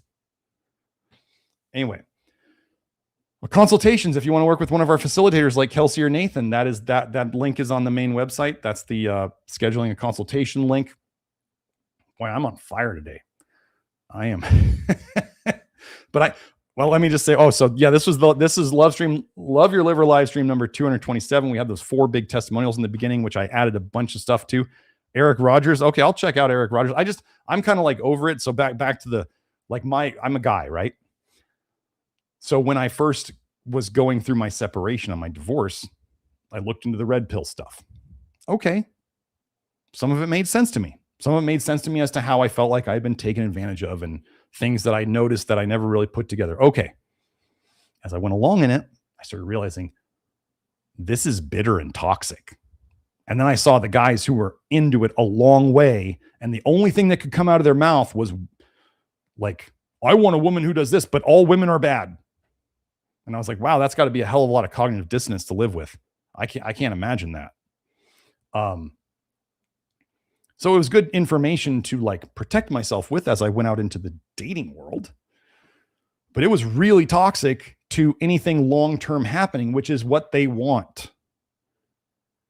They want to separate men and women as much as possible. So if you haven't seen that yet, figure it out.